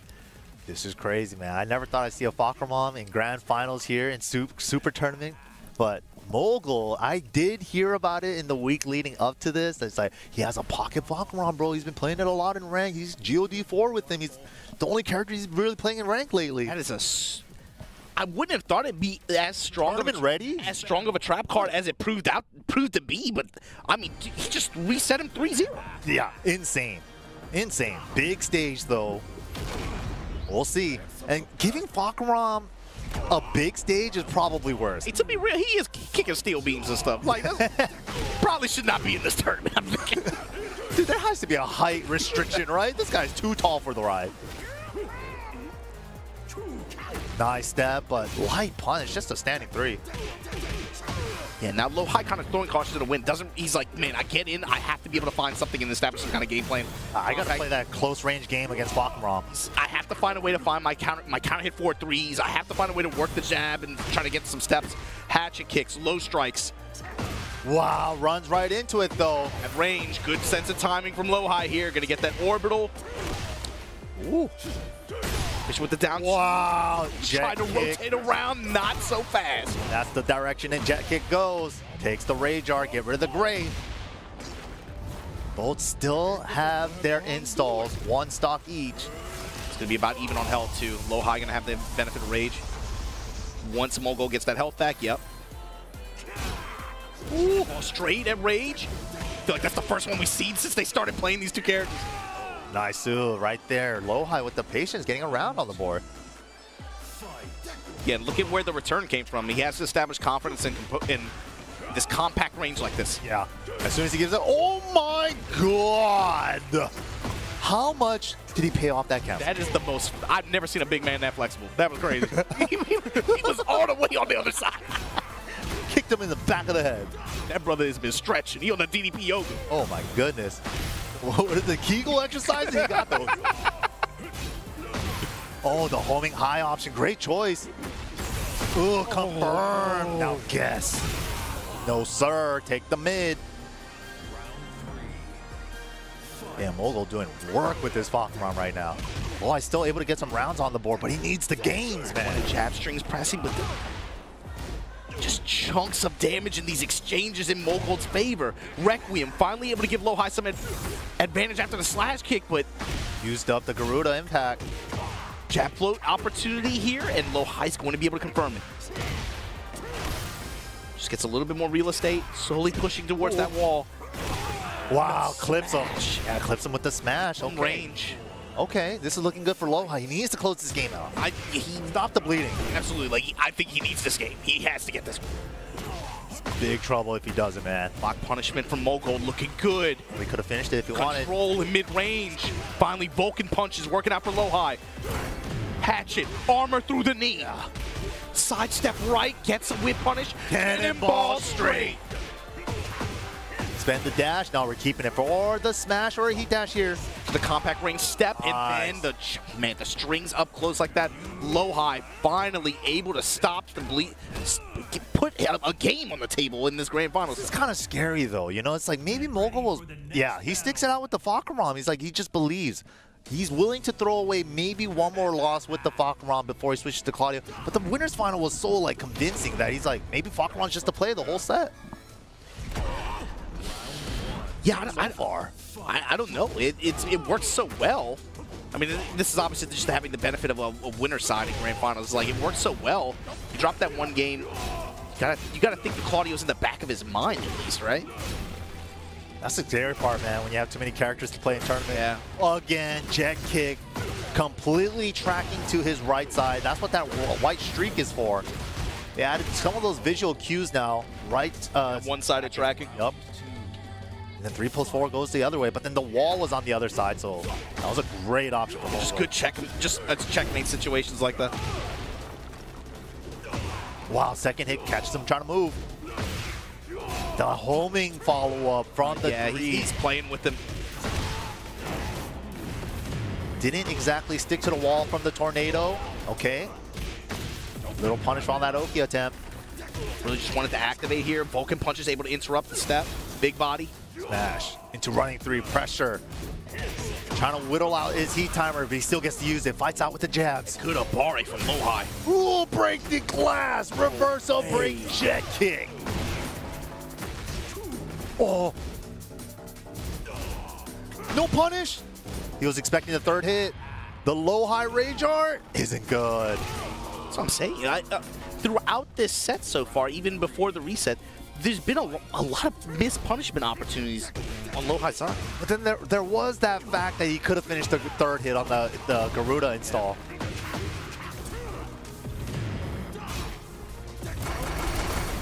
Okay. War interrupted.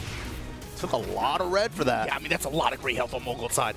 He has that heat, though. Didn't get to use it. Look for the up 4-3 in some of these situations. Running knee this time.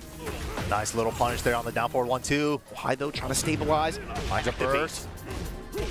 10-frame punish. Nice. Little tap on the low. Nice block. Spends the dash. Mulgold right now is locked and loaded. Knee at the wall. Isn't enough damage? No! Oh my god. He just picks the right move to blow through the rage art every time. Tie it up 1-1. First to 2 race here. Mulgold versus Lowhigh. Oof, oof. I wonder what Infested told Lowhigh. It helped him out for a game. Is he going to be able to get another one, though? Small stage, descent into subconscious. This top floor is probably one of the smallest walled stages until it opens up with the floor breaks.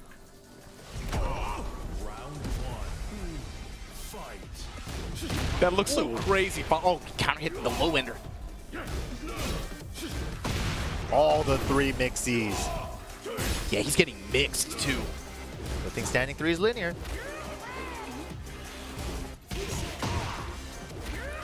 Yeah, relentless with the throw off. He just wanted it for the side switch anyways.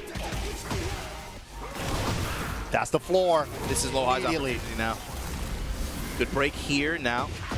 Yeah, smash being an instant hard floor break. Oh, Wall was in an awkward spot. Didn't know where it was. Again, while standing attacked it. Engage here from Mulgold. Yeah, in that position where the wall was, he can't sidestep right that third hit. Whoa, this angle. Heat dash to extend. Nah, just keeps it for pressure. Yeah, takes the frames. Out for 3 after, then the standing 3. Yeah, Mulgold down, man, back in the lead for the first time in the set. Lowhigh just looking kind of uncomfortable, man. Just if he thinks he has an answer, he could just do a different variation on the string for the counterplay. One jet kick again, that time just tanking it. We're gonna just hold back now. Stepping at range. Yeah, he keeps trying to step left, so the jet kick is always there. Sends out the third hit, no power crush. At this point, the threat of it is enough to kind of like lay in his mind and kind of make him hesitate a little bit at compact range. Ooh, big body pickup, Fahkumram pickup. You usually don't get back 2 there after the heat dash. High jab straight. Ooh, light punish. Okay, okay. Lowhigh still getting rounds. Mulgold, man, oh, bro, how does he know? That delay, oh man, that stutter step into the knee.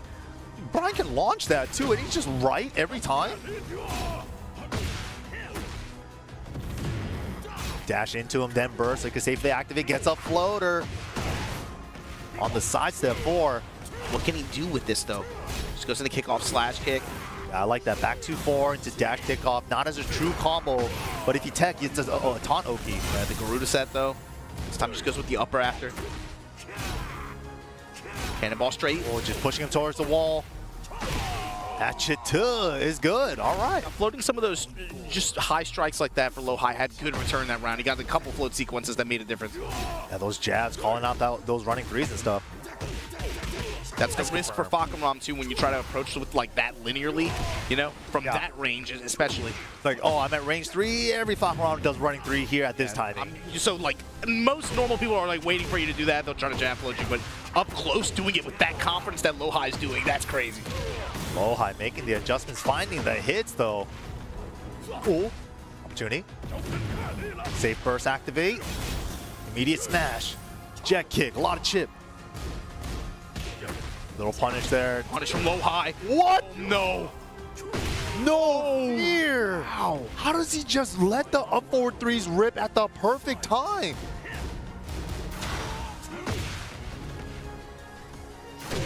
Ooh, Requiem finds his mark. You said it, Mike. He's a gambler. I don't know how he does it though. It's like he's not even gambling. It's like he just has the right range. Yeah. Hatch hit, trying to bless the legs, bless the legs. Get off of me! No armor through the third hit, but that's the minigame. Is he gonna do the third hit or not? Jet kick! That is so wild that it comes down to that one micro interaction in that game. And you saw Lowhigh, he checked himself. He's been getting hit by the counter hit jet kick the entire set. God damn. Then 2 or 3 times in a row, he's like, okay, I get a sense for his timing when he wants to do it in this range. I'm going to stop trying to step into it. But then finally he brings it back out at the very end. He's like, he's using not just standing 3, he still uses down forward 1, but a lot of people online, they're like right off down forward 1. It's 15 frames now, it's not a 13 frame mid anymore. Still good, it still tracks one side. So it's making Lowhigh go left, and he's getting hit by jet kicks because of it. Wild. Wild. And he's also trying to go left to avoid like moves like 4-4-3, the big power low coming out of Fahkumram. Yeah, of course. But getting that final words of advice from Infested, is it going to be enough? Or are we going to get the 2-time SOOP Super Tournament champ?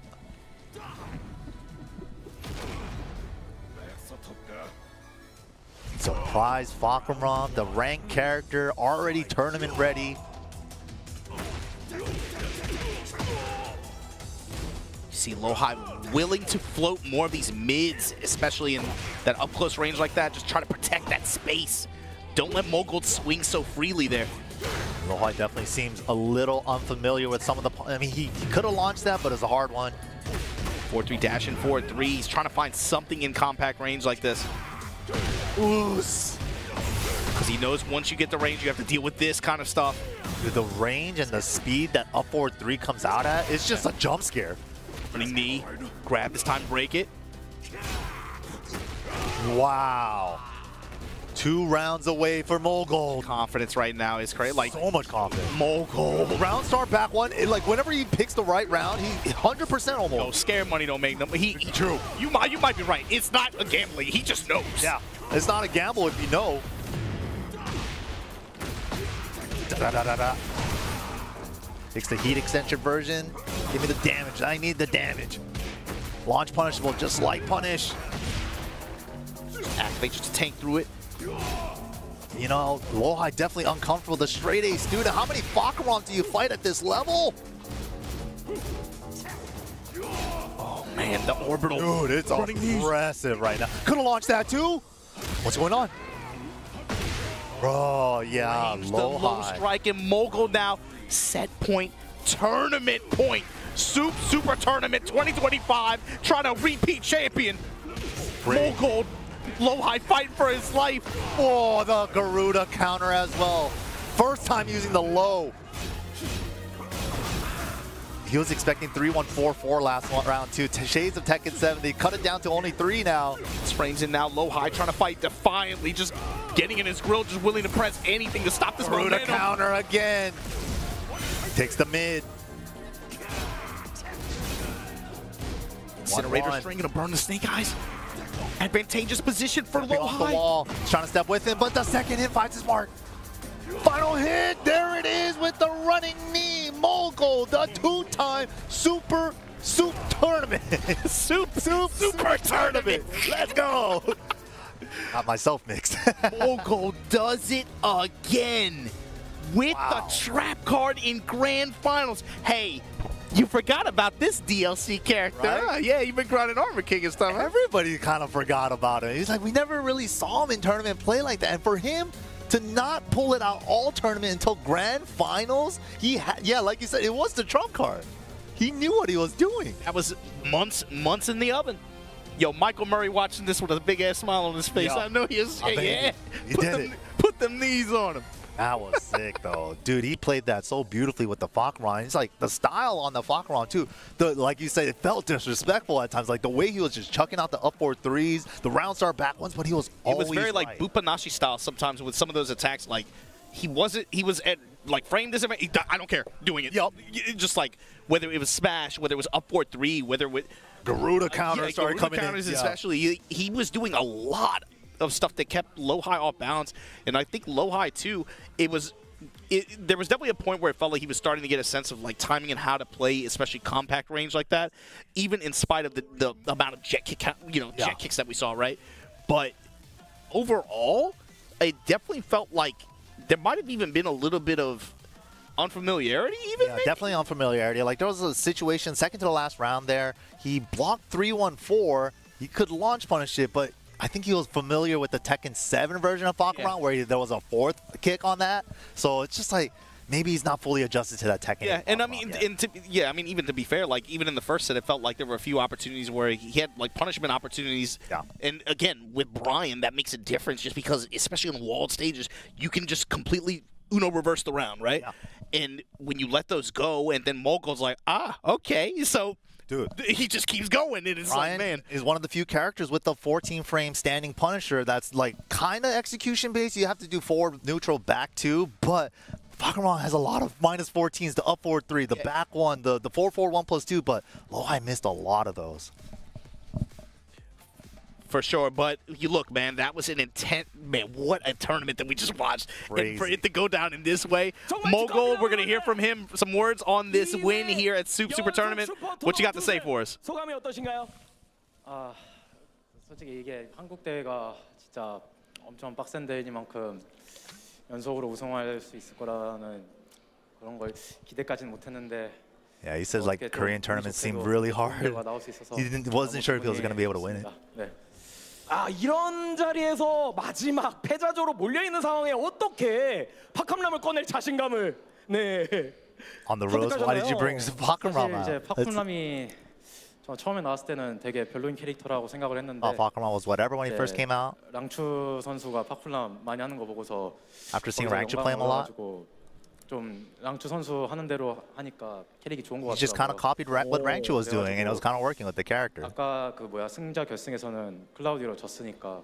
Since I lost with Claudio in winners finals. 또 최근에 파쿠람 연습을 많이 해가지고. Since I practiced Fahk a lot. 해보자 이렇게 생각을 해가지고 파쿠람 하게 되었습니다. So let's run it, yeah, and it worked. 동료들의 도움도 컸습니다. 그래서 그 연장선이 결국 이제 슈퍼 토너먼트랑 이 브랜드 자체도 빅 대회긴 합니다만. 2회 연속으로 계속해서 TWT 마스터지 않습니까? Yeah, are you still practicing big time for the finals? Yeah. 올해까지 even came out on the news last year. 이러면 3회 연속 우승도 욕심을 좀 내고 싶겠네요, 물골드. 지금의 목표는 어떻습니까? How you feeling? 지금의 목표는 일단은 가까이 있는 대회인 TWT 파이널 우승하고 싶고 그 다음에 내년에도 슈퍼 토너먼트뿐만이 아니라 콤보 브레이커도 다시 한번 우승하고 그래가지고 EWC에서도 올해보다 좀 더 좋은 결과 있고 내년 슈퍼 토너먼트에서도 우승할 수 있었으면 좋겠습니다. 네. Okay. 네, 정말 멋진 각오. He says he wants to win combo breaker again, do better at EWC, just try to do good at the finals. 올해는 약간 좀 표정이 당연하다는 듯한 아주 기분이 나빠요. 네, 내년에 또 어떤 표정을 지을지 저희가 기대해 보도록 하겠습니다. 네, 이렇게 물골드 선수의 또 앞으로 마스터를 넘어서 파이널까지 좋은 모습 보여주겠다는 이야기 들었고요. 그러면 저희 시상식을 위해서 잠시만 무대 바깥쪽으로 이동 부탁드리겠습니다. 자, 이제 오늘의 긴 여정이 모두 끝났습니다. 이제는 숲 슈퍼 토너먼트 2025의 설권 탑 8 부문의 모든 선수들께 메달 증정식이 있겠습니다. 먼저 시상에는 또 소중한 분이 함께해 주셨습니다. 정말 감사드리는데요. 반다이 남코 엔터테인먼트 코리아 장태근 지사장님께서 현장을 찾아와 주셨습니다. 여러분 큰 박수로 무대 위로 모시겠습니다. 오, big applause, Bandai Namco Korea rep. 네, 그러면 저희는 무대 옆쪽으로 이동해서 이제 선수들을 한 분 한 분 모셔보도록 하겠습니다. 먼저 공동 7위입니다. 치쿠린 그리고 울산 선수를 맞이해 주시기 바라겠습니다.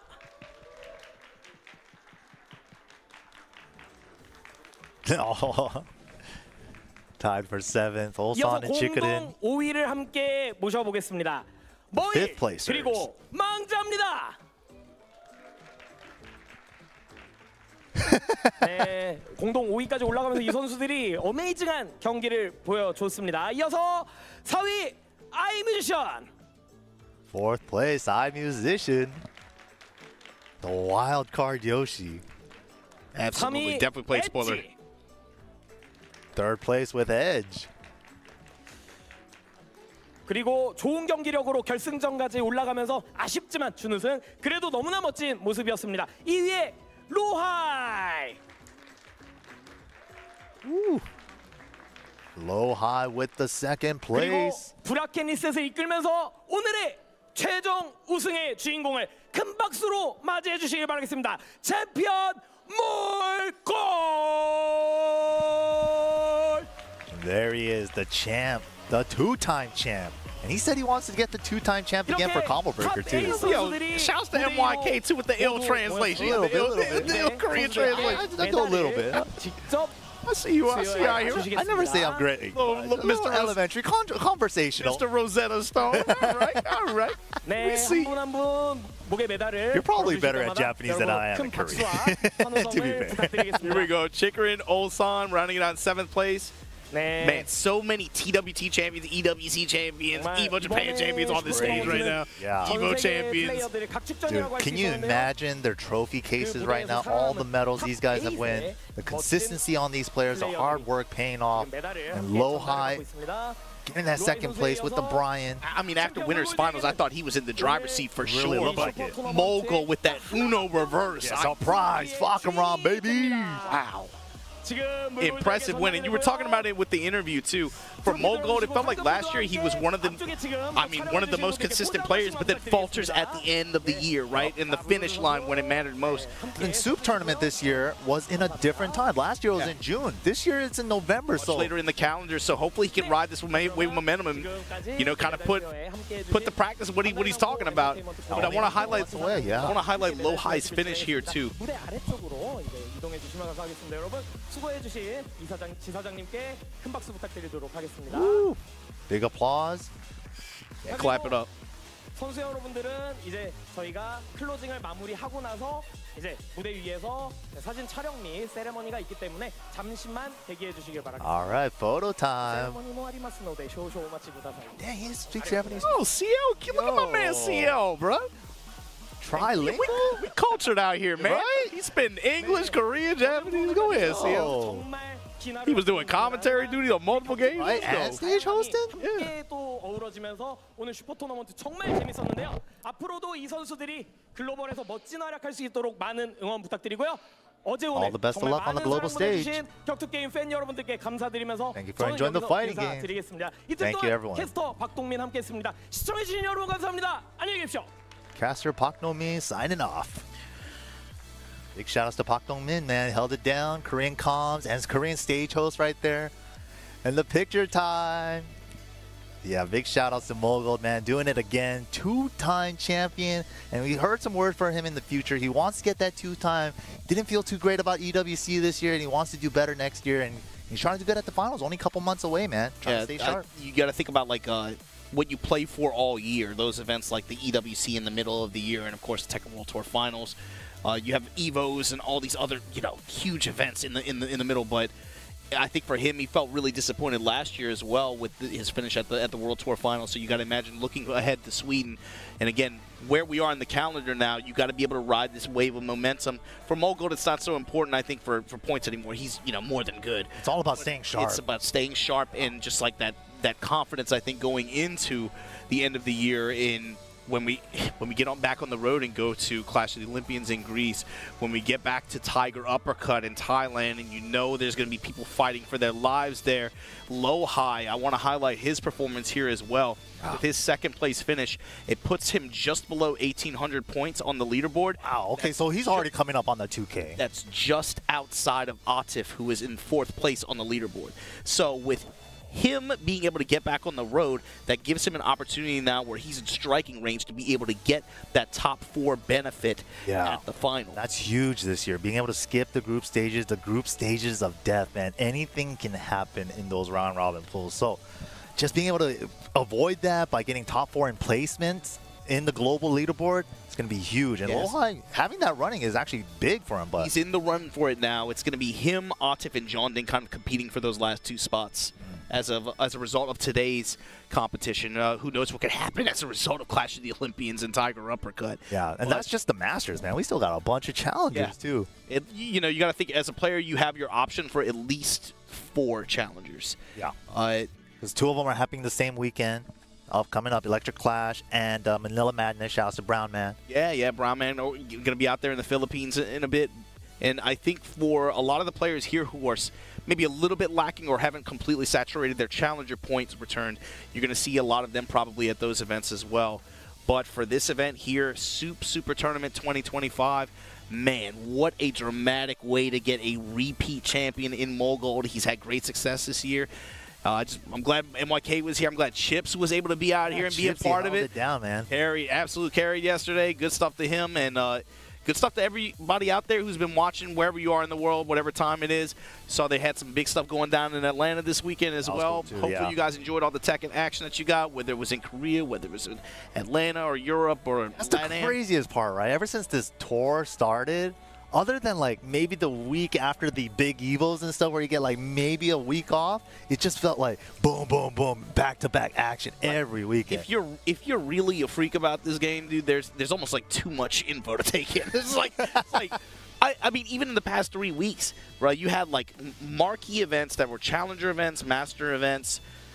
But then when you combine the big dojos too, and you have to keep those 6 pluses, yeah. You have to keep those in your peripheral vision just because of the impact. 150 points. That's a lot of points though for the dojos. Yeah, I mean the tournament in Atlanta in a way almost worked out to where it was almost as important as this tournament. Yeah, it's almost basically a challenger. You know, that's how important those big dojos are as well, man. But I'm super impressed with the Fahkumram too. Like, I only heard about it this week. I'm glad like somebody in the chat told me about that, because I would have I've never even seen the Fahkumram until right today. But you said it right at the beginning of the tournament yesterday. I did, yeah. You're like, I was like, Claudio, and you pull off Fang, but actually you were like, I heard about the Fahkumram.